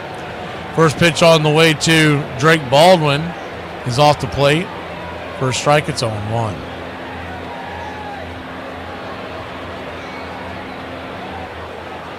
The 0-1. Up top misses. 1-1. Change up high. 1-1 count. Estevez, Carlos Estevez, the closer. Cling to a 3-run lead. The 1-1 pitch. Swing and a miss. Change up. 1-2.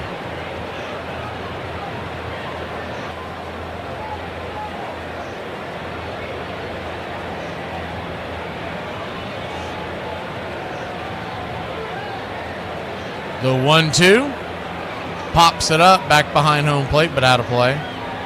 Don't know who this guy is. I believe he's a weather guy out west. He says the tsunami is expected to reach Hawaii by 7:10 local time out there is the 1-2. That ball's rifled foul.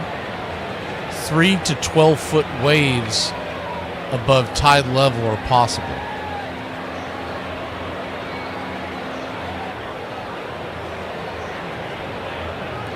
One-two count.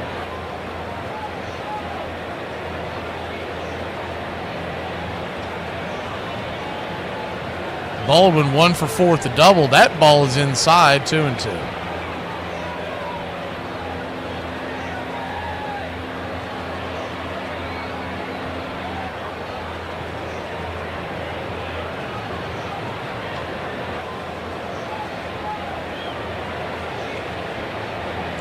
The 2-2, down and in, 3-2.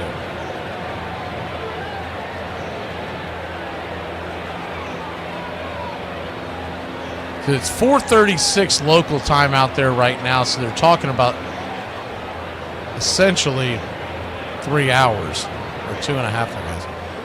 The payoff, swing, slaps it over to third, line drive out. 2 down. I don't know if that'll affect any of the games tonight out on the West Coast. And pull that schedule up real quick. I don't know if it's...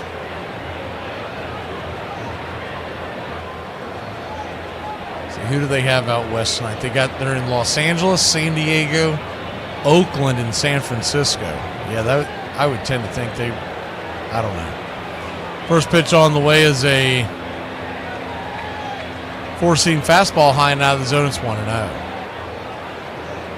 They're talking about local time. Is the 1-0. Swings it back foul, 1-1. That there being I would think that you would probably cancel those games if there's a real threat, because that's right around the 9th inning and past that when people are trying to get out of the parking lot.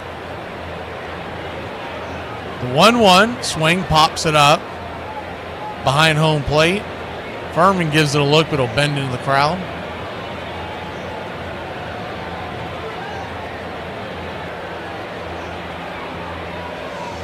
Braves down to their last strike, and if you can hear us and you're out on the West Coast, check all your local weather. They've got a tsunami warning, and if you're in the Hawaii area or Japan or Russia, Godspeed. The 1-2, down and away, 2-2. Ozzie Albies trying to work his way aboard.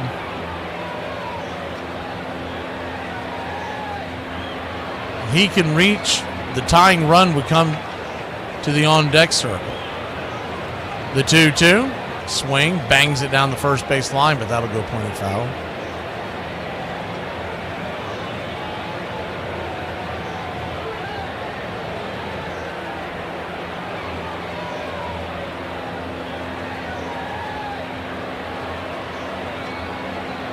Two count, swing, slaps it through the hole, and that'll be for a base hit. Yeah, James, I don't know where you get your news from, but basically everyone out there is saying that the only place they can find any kind of alerts is over on X. There was some guy who's sitting in Hawaii, and he was saying that none of the local stations, I didn't even think about it until I was like, well, did they go home for the night? And then I forgot. Hell, it's 4:30 in the afternoon out there. So it is odd that their local news isn't covering it. Luke Williams will come to the plate.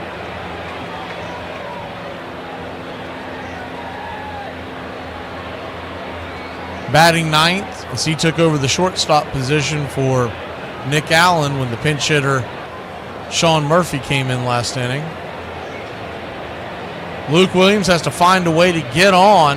When he gets on, Jerks and Profar can tie it. First pitch on the way is a slider down and in. It's 0-1. The 0-1.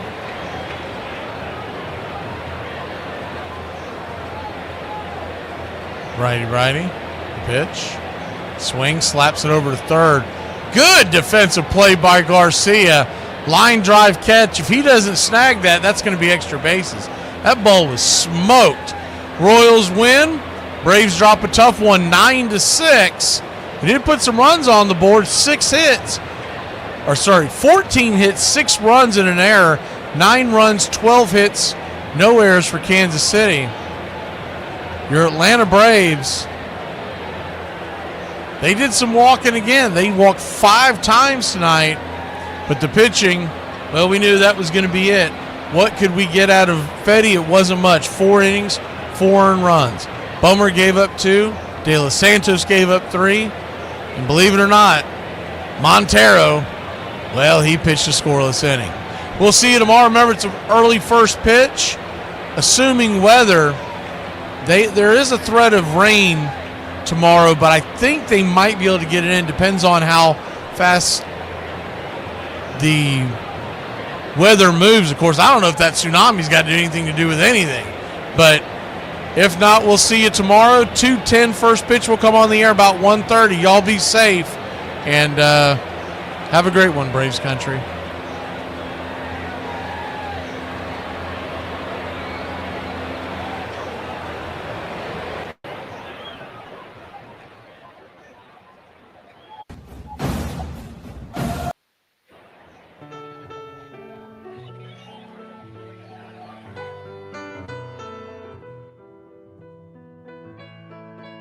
KC at the Bat by Ernest Lawrence Thayer.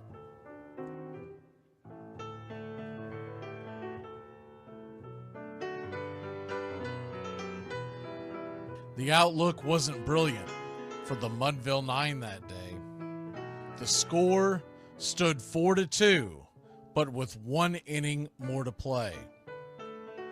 And when Cooney died at first and Barrows did the same, a pall-like silence fell upon the patrons of the game. A straggling few got up to go in deep despair. The rest clung to the hope which springs eternal in the human breast. They thought, if only Casey could but get a whack at that, we'd put up even money now with Casey at the bat. But Flynn preceded Casey, as did Jimmy Blake, and the former was a hoodoo, while the latter was a cake.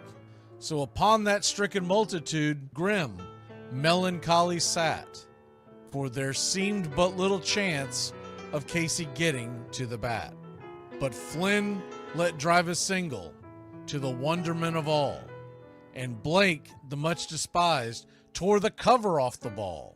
And when the dust had lifted and men saw what had occurred, there was Jimmy safe at second and Flynn a hugging third.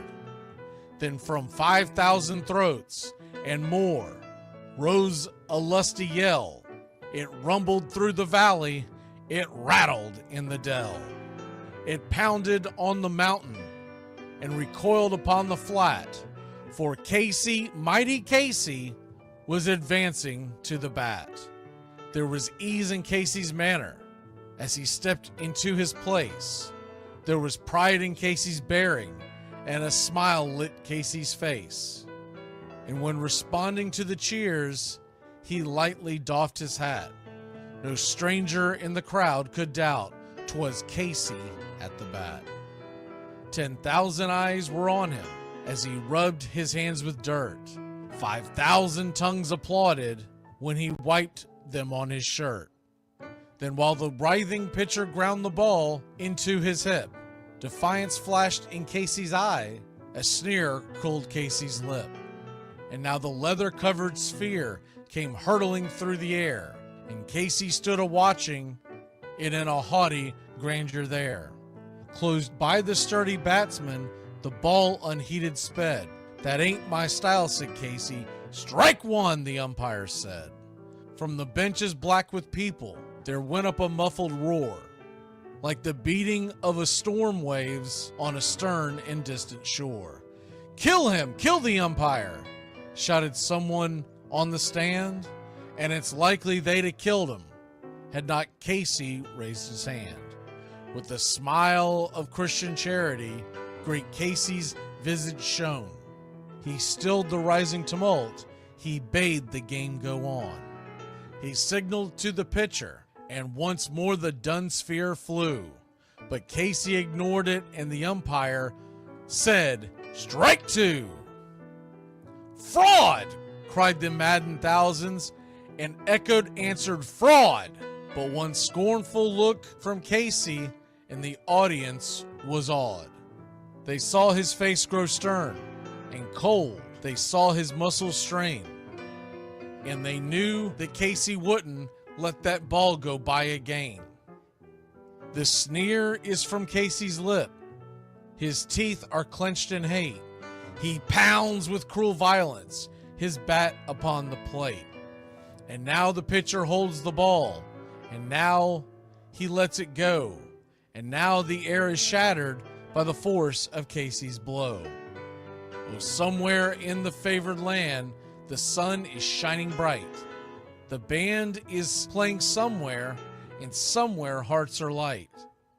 And somewhere men are laughing, and somewhere children shout. But there is no joy in Mudville. Mighty Casey has struck out.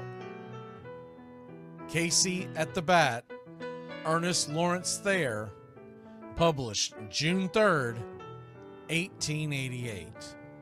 San Francisco Examiner.